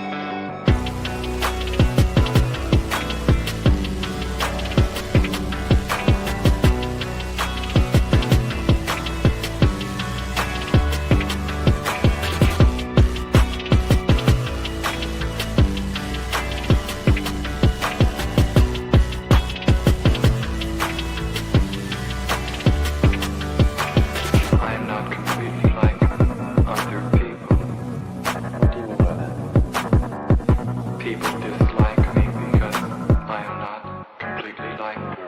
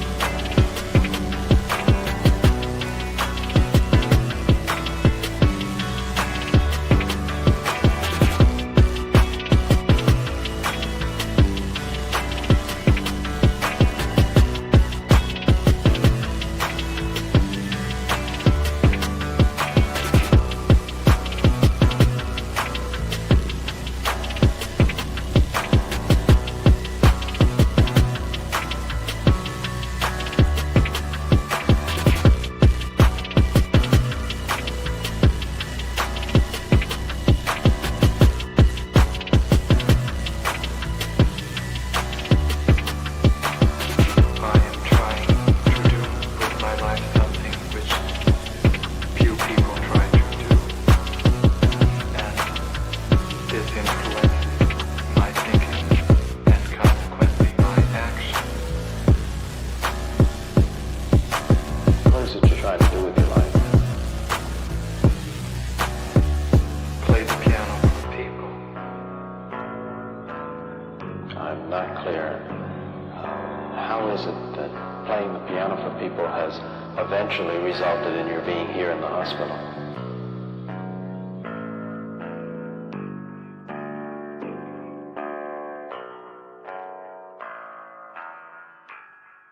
That's difficult to answer.